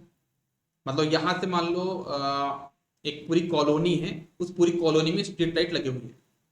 ठीक है, अगर मान लो कोई इसमें लैंप खराब हो गया, तो ऐसा नहीं कोई सप्लाई डिस्कनेक्ट कर दूंगा मैं, मुझे उस टाइम पे सप्लाई चालू रहते रहते उसको चेंज करना पड़ेगा। और जब उसको ऑपरेट करूंगा मैं, सही करूंगा मैं, तो सोडियम के बाद क्या होता है कि जो सोडियम है ना, वो आपके एयर के कांटेक्ट में आने से आग पकड़ लेता है। ठीक है ना, जो सोडियम है वो एयर के जैसे कांटेक्ट में आता है वो आग पकड़ लेता है। तो अगर आप जब इसको रिपेयर करोगे, वो वर्टिकल रखा है, तो हो सकता है वो नीचे गिरेगा आपकी तरफ, और जब नीचे गिरेगा तो वो आग से एयर के कांटेक्ट में आएगा, तो आग लग सकती है आपके ऊपर। न्यूज में बहुत बार आता है, पहले पहले आता था, अब तो नहीं आता, कि मतलब स्ट्रीट लाइट में आग लगी, लोग रिपेयर कर रहे थे, उसको पूरा आग लग गई। तो ये क्यों होता था? क्योंकि वो सोडियम उनके ऊपर गिर गया। अब वो पहले क्या चालू है, वो आपका सोडियम वेपर लैंप, तो सोडियम वो ऑलरेडी क्या है, वो लिक्विड फॉर्म में है, लिक्विड या फिर बोलते तो गैसेस फॉर्म में है, तो पूरा उनके ऊपर गिर जाता है वो, जब गिरता है पूरा आग लग जाती है उनके ऊपर, है ना। तो इस वजह से हम इसको हॉरिजॉन्टली ऑपरेट करते हैं। ठीक है, तो ये हो गया आपका क्या, सोडियम वेपर लैंप। अब हम आगे बढ़ते हैं आपके मरकरी वेपर लैंप की तरफ।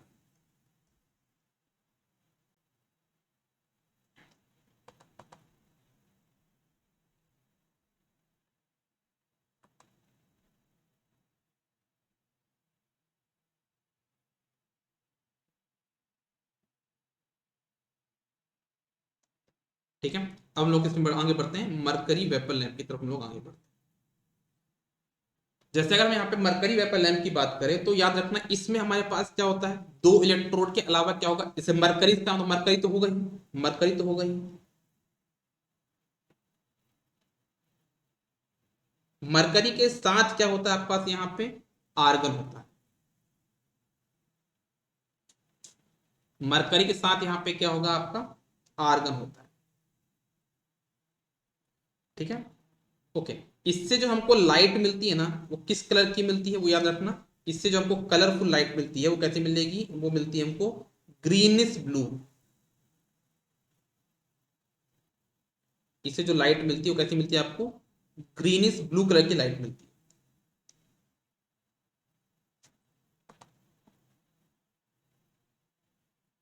ठीक है, ओके।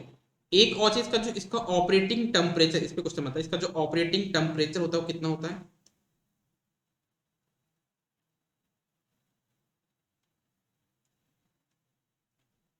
इसका जो ऑपरेटिंग टेम्परेचर है वो आप होता है 600 डिग्री सेंटीग्रेड। ये हो गया। ठीक है, इसको पूरा ल्यूमेंस देने में कितना टाइम लग जाता है।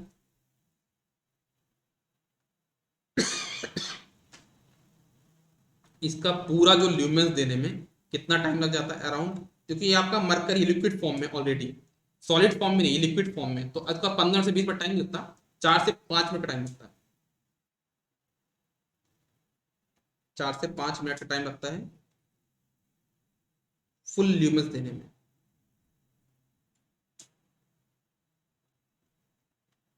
इसको 4 से 5 मिनट का टाइम लगता है फुल ल्यूमेंस के लिए। ठीक है, अब जैसे मरकरी है ना, तो मरकरी क्या करता है, यूवी रेडिएशन देता है, तो हमको एक आउटर कवर लगाना पड़ता है। क्या बोला मैंने, यहाँ पे एक आउटर कवर हमको लगाना पड़ता है, क्योंकि मरकरी से क्या निकलता है, यूवी रेडिएशन।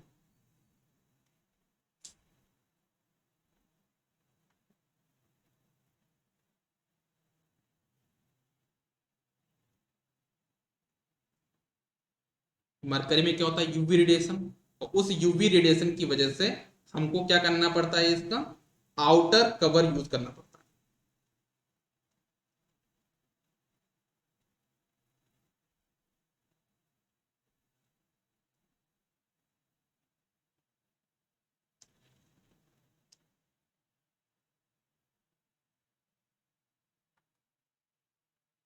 हमको यहाँ पे आउटर कवर यहाँ पे यूज करना पड़ता है। ठीक है, ओके। फिर एक और बात होती है यहाँ पे,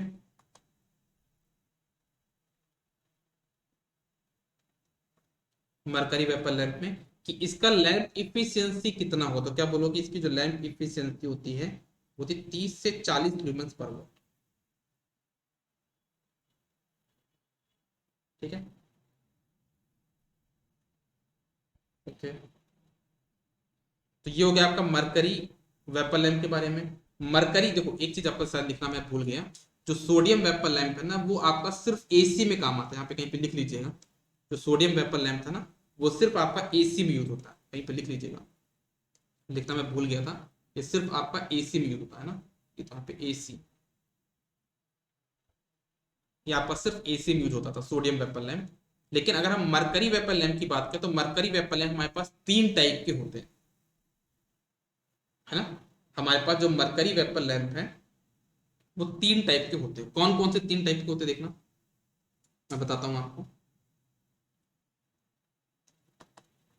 मरकरी वेपर लैंप आपके पास तीन टाइप के होते हैं। एक होता है MA टाइप का, लिख देता हूँ यहाँ पे, एक होता है MA टाइप, एक होता है MAT टाइप,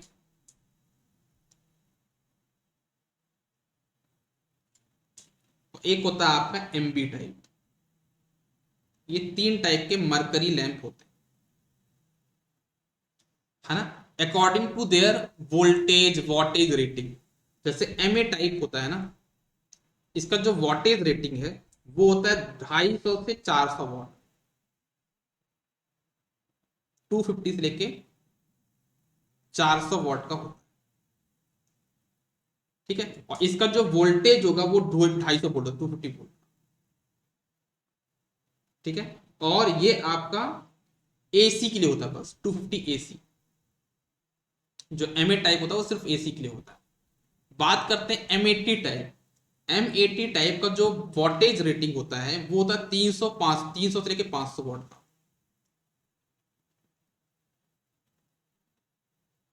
और वोल्टेज होता है आपका अराउंड 250 वोल्ट दोनों, AC plus DC, 250 AC and DC दोनों। बताते नहीं दोनों साथ में देना है, या तो AC दो या DC दो, दोनों में काम करता है। MAT दोनों में काम करता है।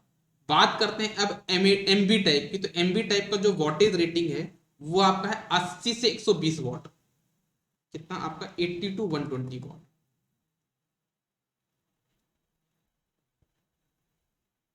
और ये सिर्फ आपका AC में काम करता है, और वोल्टेज आपका कितना 250 वोल्ट।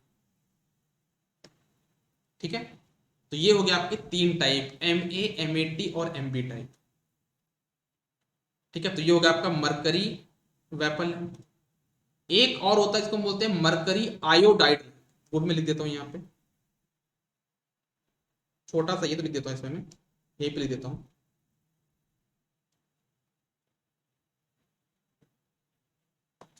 सीक्वेंस लिखते हैं यहाँ पे, क्यों बीच में डाल रहा हूँ यार, मैं यहीं पे लिख देता हूँ, सीक्वेंस लिखता हूँ आराम से।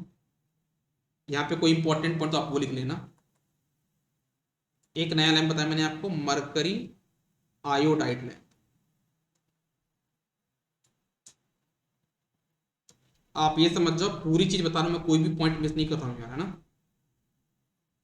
क्योंकि फर्स्ट चैप्टर इंपॉर्टेंट होता है तो मैं पूरा ही करा रहा हूँ, है ना। आप मेरे नोट्स भी खोल देखो तो ऐसा कोई पॉइंट नहीं जो मैं मिस कर रहा हूँ, हर एक पॉइंट मैं आपको बता रहा हूँ।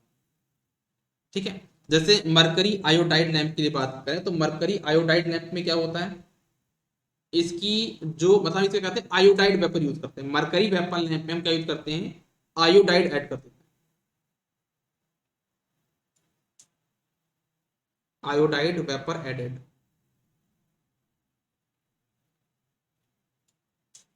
ठीक है, ये होता है मरकरी आयोडाइड लैंप। इसकी जो लैंप इफिशियंसी जो पहले कितनी 30 से 40 थी, वो चेंज होती है किसमें, 70 से 80 ल्यूमेंस पर वॉट, 70 से 80 ल्यूमेंस पर वॉट। ठीक है, और इसका जो यूज होता है वो कहाँ पे होता है, फ्लड लाइटनिंग में यूज होता है। फ्लड लाइट मतलब किसी बड़े एरिया को लाइट को उजाला पहुंचाता है, क्रिकेट स्टेडियम उस टाइप का। गार्डन में इसका यूज होता है, मतलब गार्डन में लाइट भेजनी है आपको, तो आपके पास यहाँ पे जैसे इंडस्ट्रियल लाइटनिंग है, किसी इंडस्ट्री में आपको लाइटनिंग करनी है, वहां पे आपको इस लाइटिंग का यूज करते हैं। क्या उसका नाम, mercury iodide lamp.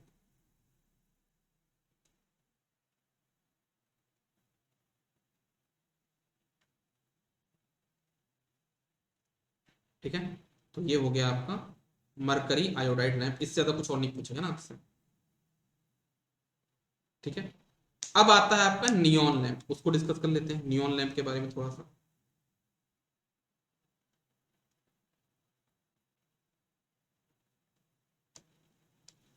Neon lamp के लिए आपको ये समझना होगा कि इसका, इसमें होता क्या है, इसमें नियॉन तो होता ही है साथ में, नियॉन तो होगा ही, नियॉन के साथ में कौन सा होता है आपका, हीलियम होता है। अब इसको टोटल जो ल्यूमेंस होता है, मतलब फुल ल्यूमेंस देने में इसको कितना टाइम लगता है, इसको टोटल ल्यूमेंस देने में मैक्स टू मैक्स टाइम लगता है 1 से 2 मिनट। फुल ल्यूमेंस कितने टाइम में देता है आपका ये, 1 से 2 मिनट में। फुल ल्यूमेंस देने में जो टाइम लगता है वो होता है 1 से 2 मिनट। पहले 15 से 20 मिनट था, फिर 4 से 5 हो गया, फिर 1 से 2 हो गया। ठीक है। अच्छा, इसका यूज हम लोग कहाँ पे करते हैं? इसका जो हम लोग यूज करते हैं वो हम लोग यूज करते हैं किस में? आपका, अच्छा इसका कलर क्या होता है आपका? ऑरेंज पिंक होता है, लिख लीजिएगा। इसका जो कलर होगा कैसा होगा? वो ऑरेंज पिंक।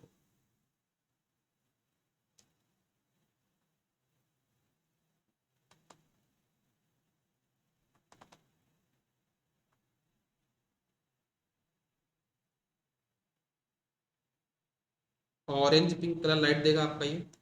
और साथ ही साथ इसका यूज हम कहाँ पे करते हैं? आपका नाइट लैम्प या फिर इंडिकेटर लैम्प। इंडिकेटर से आपकी गाड़ी में चलता है ना इंडिकेटर, लेफ्ट राइट आपको देते हो, इंडिकेटर लैंप हो गया, उसमें इसका यूज होगा। आप देखो जो इंडिकेटर उसका कलर क्या होता है? ऑरेंज, ऑलमोस्ट ऑरेंज पिंक होता है ना, उस टाइप का। और इसका यूज होता है एडवर्टाइजमेंट में भी यूज होता है इसका। ठीक है। इसका यूज आपका होता है नाइट लैंप में भी यूज होता है।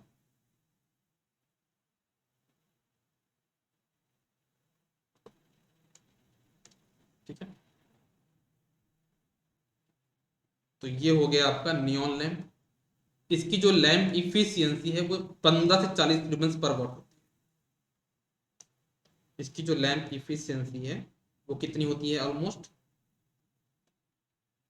15 से 40 ल्यूमेंस पर वॉट। ठीक है। और ये आपका एसी एंड डीसी दोनों में काम करता है। कि आपका जो नियॉन लैंप है वो दोनों में काम करता है, एसी एंड डीसी बोथ। ठीक है। तो ये हो गया आपका नियॉन लैंप। अब बात करते हैं, हमारे पास जो लास्ट लैंप जो हमारा आज का टारगेट था वो था आपका फ्लोरोसेंट लैंप। अब हम उसको पढ़ते हैं, है ना। ऑलमोस्ट हमको 10 मिनट का टाइम हुआ लगेगा, 15 मिनट का टाइम हुआ लगेगा। हमारा फर्स्ट चैप्टर जो इल्यूमिनेशन, जो कि ऑलमोस्ट आपका यूडब्ल्यू का 70% पार्ट, वो खत्म हो जाए। और कल की जो क्लास होगी उसमें हमारा क्या हो जाएगा? हीटिंग, वेल्डिंग, ट्रैक्शन, ड्राइव, सब कुछ हो जाएगा। ठीक है। या फिर अगर ऐसा लगता है तो हम एक बार शाम को एक क्लास और लगा लेंगे, या कल शाम को लगा लेंगे, कल तक हमारा कंप्लीट हो जाए। जैसा हम अभी चल रहे हैं उस बेस पे हमारा कल तक कंप्लीट हो जाएगा। चलो अब हम आते हैं आपके नेक्स्ट लैंप पे, इसका नाम क्या है? Fluorescent lamp. आप लोग हेडिंग डालिएगा,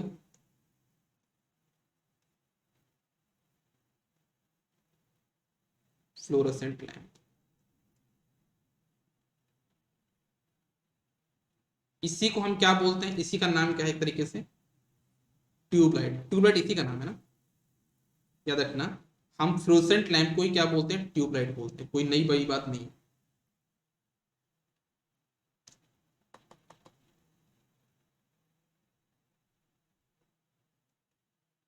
ट्यूबलाइट बोलते हैं। ये किस प्रिंसिपल पे काम करता है? ये फ्लोरोसेंट प्रिंसिपल पे काम करता है, याद रखना। ये किस प्रिंसिपल पे काम करता है? फ्लोरोसेंट प्रिंसिपल पे काम करता है। फ्लोरोसेंट प्रिंसिपल होता क्या है? इनविजिबल रेडिएशन को विजिबल में कन्वर्ट। समझ में आया आपका? इस प्रिंसिपल का मतलब क्या है? इनविजिबल रेडिएशन को, मतलब जो दिखाई नहीं देता, इनविजिबल को विजिबल में कन्वर्ट। उसके लिए हम एक मटेरियल को यूज करते हैं, उसको हम बोलते हैं फॉस्फर। फॉस्फर हमारे तरह से क्या है? एक तरीके से वो फ्लोरोसेंट मटेरियल है। फ्लोरोसेंट मटेरियल जो व्हाइट व्हाइट का कोटिंग होता है ना, आपने देखा होगा। ट्यूबलाइट कभी आपने फोड़ा होगा तो फोड़ के देखोगे तो उसमें आपको व्हाइट व्हाइट कुछ दिखाई देता है।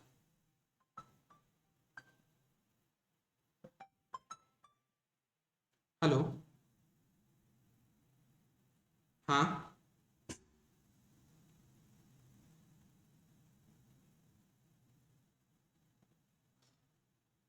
हाँ आओ तो मैं आज थोड़ी देर से, आओ तो थोड़ी देर से मैं।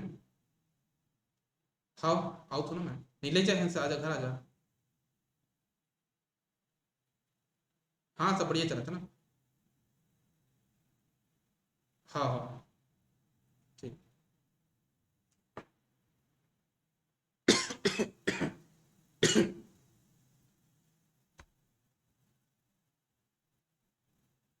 हाँ, फॉस्फर आपका क्या होता है? फ्लोरोसेंट मटेरियल होता है। अब इसके बाद होता है कि हम इसमें क्या करते हैं? इसकी जो लाइफ होती है, क्या था ना, फ्लोरोसेंट लाइफ की जो लाइफ होती है वो होती है आपके पास ऑलमोस्ट 7500 घंटे। सॉरी, इफिशियंसी दिया मैंने यहाँ पे। जो लाइफ होती है इसकी वो होती कितनी आपके पास 7500 आवर्स, 7500 घंटे। इसमें हम लोग क्या करते हैं, चोक यूज करते हैं। इसमें लोग क्या करते हैं, चोक यूज करते हैं। चोक का काम सभी को पता है क्या करना है, आपका ये इग्निशन प्रोवाइड करना। इग्निशन प्रोवाइड करने के लिए हम चोक लगाते हैं। हमको यहाँ पे एक अलग से स्टार्टर लगाना पड़ता है करंट को लिमिट करने के लिए। अब स्टार्टर हमारे पास दो टाइप के होते हैं। स्टार्टर हमारे पास दो टाइप के होते हैं। एक होता है हमारे पास क्या, एक हमारे पास होता है थर्मल टाइप का स्टार्टर, होता है ग्लो टाइप का स्टार्टर। स्टार्टर आपका दो टाइप के होते हैं। एक होता है आपका थर्मल, एक होता है हमारे पास ग्लो टाइप का। थर्मल एंड ग्लो स्टार्टर होते हैं, दो टाइप के स्टार्टर होते हैं, थर्मल एंड ग्लो। क्या देखा, थर्मल वाला होता है हमेशा करंट ऑपरेटेड होता है, करंट से ऑपरेट होता है। और जो ग्लो वाला होता है वो हमेशा वोल्टेज से ऑपरेट। ठीक है, तो याद रखना, ये चीज आपको याद रखनी है कि आपका जो स्टार्टर होते हैं दो टाइप के होते हैं, थर्मल एंड ग्लो टाइप का स्टार्टर। जो थर्मल है वो हमेशा करंट से ऑपरेट होता है, जो ग्लो वाला स्टार्टर है वो आपका हमेशा वोल्टेज से ऑपरेट होता है ना। अब जो ट्यूब लाइट है ना, उसकी लेंथ के बेस पे इनकी वॉटेज रेटिंग आती है। मतलब मान लो कोई ट्यूब लाइट है वो 152 सेंटीमीटर का है, तो कितनी वॉटेज का होगा।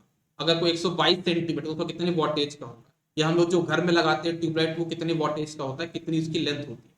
तो ये क्वेश्चन बनता, तो हम लोग इसको भी देख लेते हैं। देखना, आपको ये समझना होगा, जैसे मान लो अगर वो 38 सेंटीमीटर का है। मैं यहाँ पे टेबल बना देता हूँ।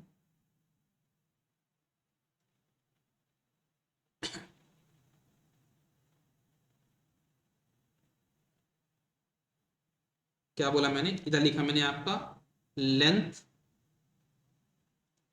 इधर लिखा मैंने वॉटेज। अगर वो आपका कितने सेंटीमीटर का है, 38 सेंटीमीटर, सबसे कम यही होता है ना, 38 सेंटीमीटर सबसे कम वाला होता है। वो था आपका 14 वॉट का, 14 वॉट। और ये वाले जो ट्यूबलाइट होते हैं कहाँ लगे होते हैं, आपके रेलवे स्टेशन में। अगर आपने कभी देखा होगा, ट्रेन के डब्बे में लगे रहते हैं 38 सेंटीमीटर के छोटे छोटे ट्यूबलाइट लगे रहते हैं वो। एक होता है और आपका जिसको हम बोलते हैं 46 सेंटीमीटर का होता है, वो होता है आपका 15 वॉट। और एक होता है आपके पास, ये क्वेश्चन बनता है भाई, है ना, इसको लाइटली मत लेना, क्वेश्चन बनता है इसलिए। एक और होता है, इसको हम बोलते हैं आपका क्या, जो होता है आपका 61 सेंटीमीटर, वो होता है आपका 20 वॉट का। उसके बाद भी एक होता है जिसको हम बोलते हैं आपका 100 सेंटीमीटर का होता है। कितने सेंटीमीटर का, 100 सेंटीमीटर। वो होता है आपका 25 वॉट का। एक और होता है आपके पास,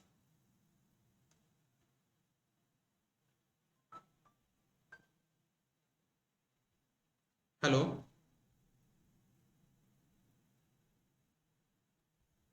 5 मिनट से मैं बस वो क्लास कंप्लीट हुई हूँ, 5 मिनट क्लास चल रही है। 5 मिनट लगी, टाइम लगी, मैं क्लास ले रहा हूँ। हाँ, 5 मिनट हो गया।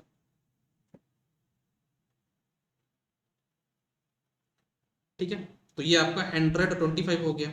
अगर हम इसको दो पार्ट में डिवाइड करें, मतलब दो और हमारे पास होते हैं, भूल जाता हूँ चीजों को यार, कोई फोन करता है तो। कहाँ था, हाँ। अब अगर हमारे पास अगर लेंथ 122 सेंटीमीटर है, तो उस टाइम पे इसका जो वॉटेज होगा वो हो जाएगा आपका कितना, 40 वॉट। याद रखना, यही आपके घर में यूज होता है। कौन सा वाला यूज होता है आपका, ये वाला डोमेस्टिक पर्पज, जो घर में यूज करते हो ना, वो एक आप कभी निकाल के देखना, वो 122 सेंटीमीटर का होगा। उसकी जो वॉटेज होगी वो 40 वॉट होगी। ठीक है, और एक और होता है आपके पास वो 152 सेंटीमीटर। ठीक है, वो होता है आपका 65 वॉट। ठीक है, जो कि इंडस्ट्री में यूज होता है। ठीक है, एक चीज याद रखना, जो फ्लोरेसेंट लैंप में एक दिक्कत होती है, वो दिक्कत होती है स्ट्रोबोस्कोपिक इफेक्ट। मतलब कि आपका ये कंटिन्यूस लाइट नहीं देता, ये फ्लिकरिंग वाली लाइट देता, फ्लिकरिंग। मतलब 1 सेकंड में 100 बार लैंप जल बुझ रहा, ऐसा कुछ होता है।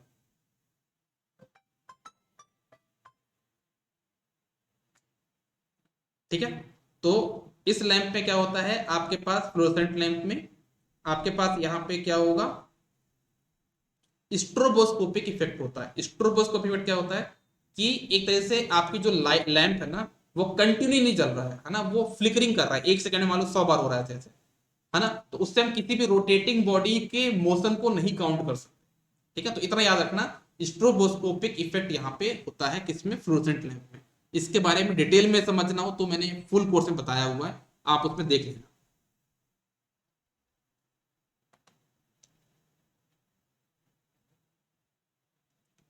Stroboscopic effect present.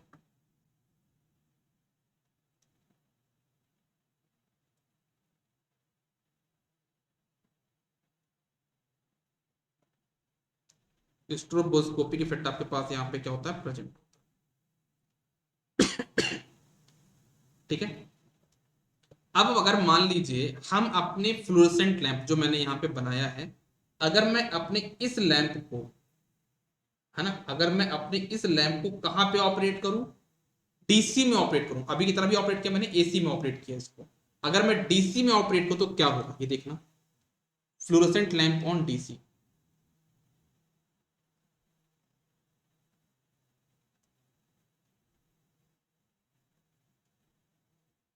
अगर हम इसको डीसी में ऑपरेट करें तो क्या होगा, अगर हम फ्लोरोसेंट लैंप को डीसी में ऑपरेट करते हैं तो क्या होगा, दो चीजों का याद रखना है आपको, कुछ चीजें मैं लिख देता हूं यहाँ पे। एक तो पहला ये कि आपको वहां पे चोक यूज नहीं करना है, आपको वहां पे चोक यूज नहीं करना है, आप वहां पे क्या यूज करते हो, बलास्ट यूज करते हो, क्या यूज करते हो, बलास्ट। हम चोक की जगह वहां पे बेलास्ट यूज करते हैं। ठीक है, दूसरी चीज आपको याद रखनी है कि आपको हमेशा कौन सा स्टार्टर यूज करना पड़ेगा, थर्मल टाइप स्टार्टर। अगर आप डीसी में यूज कर रहे हो ना, तो आपको हमेशा थर्मल टाइप स्टार्टर यूज करना पड़ेगा, थर्मल टाइप स्टार्टर आपको यूज करना पड़ेगा। नेक्स्ट चीज आपको जो ध्यान देनी है वो ये है कि अगर आप इसको डीसी में ऑपरेट करते हो तो इसमें स्ट्रोबोस्कोपिक इफेक्ट नहीं होगा। स्ट्रोबोस्कोपिक कब होता है, फ्लोरोसेंट लैंप में, एसी के केस में होता है, लेकिन जब डीसी में ऑपरेट करोगे तो नो स्ट्रोबोस्कोपिक इफेक्ट।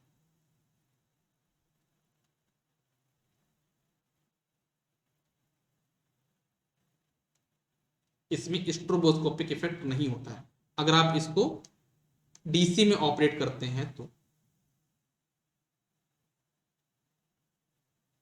ठीक है,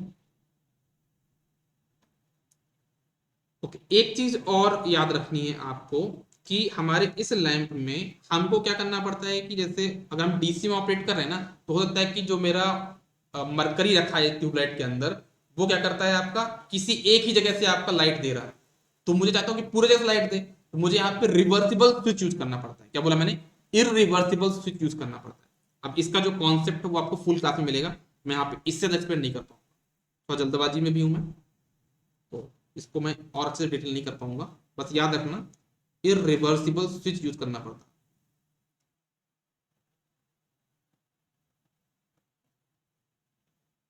ठीक है, अगर आप इसको डीसी में ऑपरेट करते हो तो आपको इरिवर्सिबल स्विच यूज करना पड़ता है।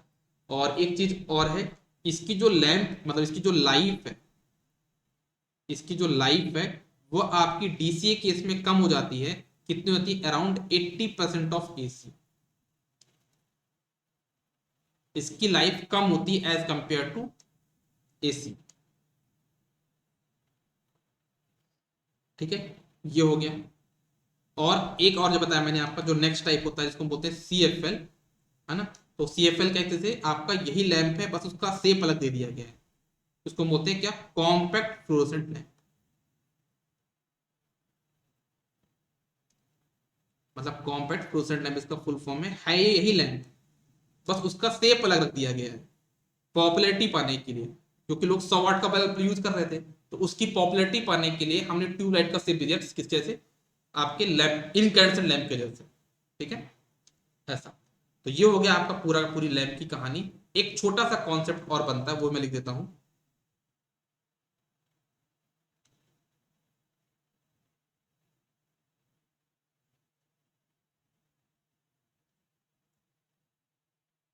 मिनट साइड पे कर दो पहले आपको मैं आप लोग के डाउट नहीं देखे, बहुत टाइम से डाउट देख लेता हूँ। हाउ क्या लिखा है आपने यार ये?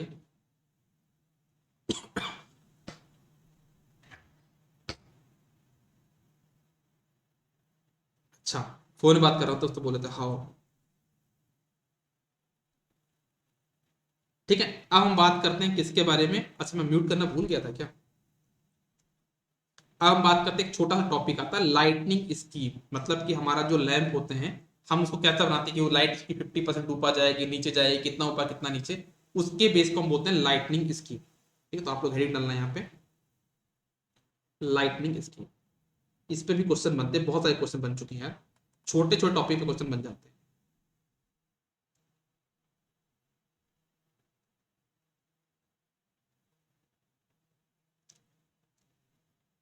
ठीक है, लाइटनिंग स्कीम के कैसे कैसे क्वेश्चन बनते हैं देखना।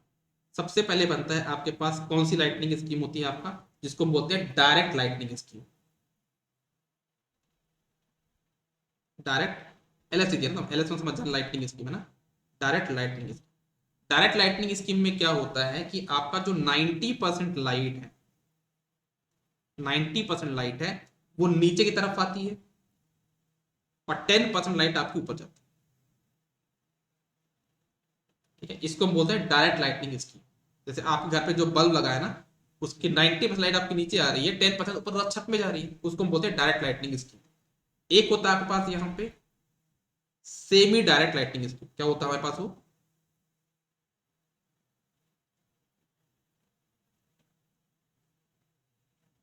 Semi direct lightning scheme. इसमें आप ये मान के चलिए कि आपका ऑलमोस्ट 70% लाइट डाउनवर्ड है और 30% लाइट आपका, इसको बोलते हैं आपका सेमी डायरेक्ट। इसका हमारे पास होता है एक सेमी इनडायरेक्ट। एक हमारे पास यहाँ पे क्या होता है, सेमी इनडायरेक्ट। सेमी इनडायरेक्ट, इसमें क्या होता है कि आपकी 30% लाइट डाउनवर्ड है और 70% लाइट आपकी अपवर्ड। इसको हम बोलते हैं सेमी डायरेक्ट। एक हमारे पास और उसको बोलते हैं हम आपका इनडायरेक्ट लाइटनिंग स्कीम। क्या बोलते हैं हम उसको, इनडायरेक्ट। जैसे आपका डांसिंग रूम हो गया है ना, वहां पे हम लोग इसका यूज करते हैं, इनडायरेक्ट लाइटनिंग स्कीम। इनडायरेक्ट में क्या होता है, इसमें जो आपका 10% लाइट है वो नीचे आएगा, ऑलमोस्ट 90% जो लाइट है वो आपका छत की तरफ जाएगा। ठीक, उसको हम बोलते हैं आपका इनडायरेक्ट लाइटनिंग स्कीम। एक हमारे पास होता है यहाँ पे जनरल लाइटनिंग स्कीम।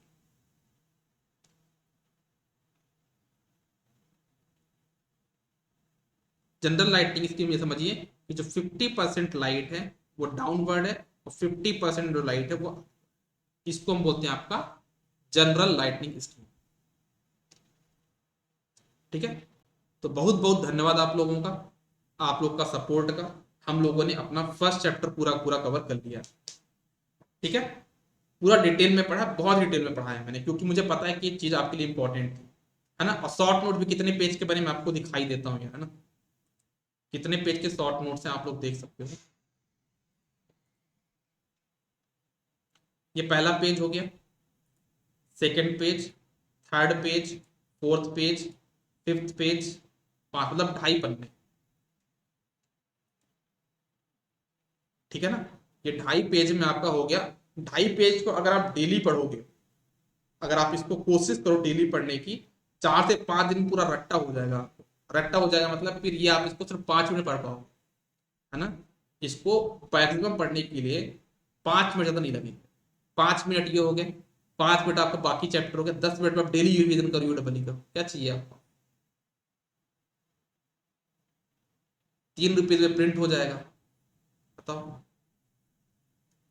ठीक है, चलो, मैं तो मेहनत कर रहा हूं, अब आप लोग की बारी है। आप लोग भी रिवीजन करिए, क्वेश्चन सॉल्व करिए, है ना। पूरा मेरे ऊपर डिपेंडेंसी नहीं, मैं तो अपने तरफ बहुत कर रहा हूं, लेकिन आपको भी पता से बॉटल फट लगाना है ना। आप लोग अभी पूरा टाइम बचाना रात तक का, क्वेश्चन ही क्वेश्चन सॉल्व हुआ, हर एक क्वेश्चन सॉल्व कर लो, कोई भी क्वेश्चन मत छोड़ो आप।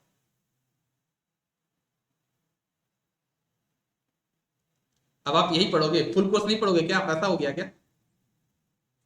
अब आप फुल कोर्स नहीं पढ़ोगे, बस इसी पढ़ोगे। चलो हम लोग क्लास को भी खत्म करते हैं, मिलते हैं कल की क्लास में ना। Bye bye, take care, good day, all the best, take care.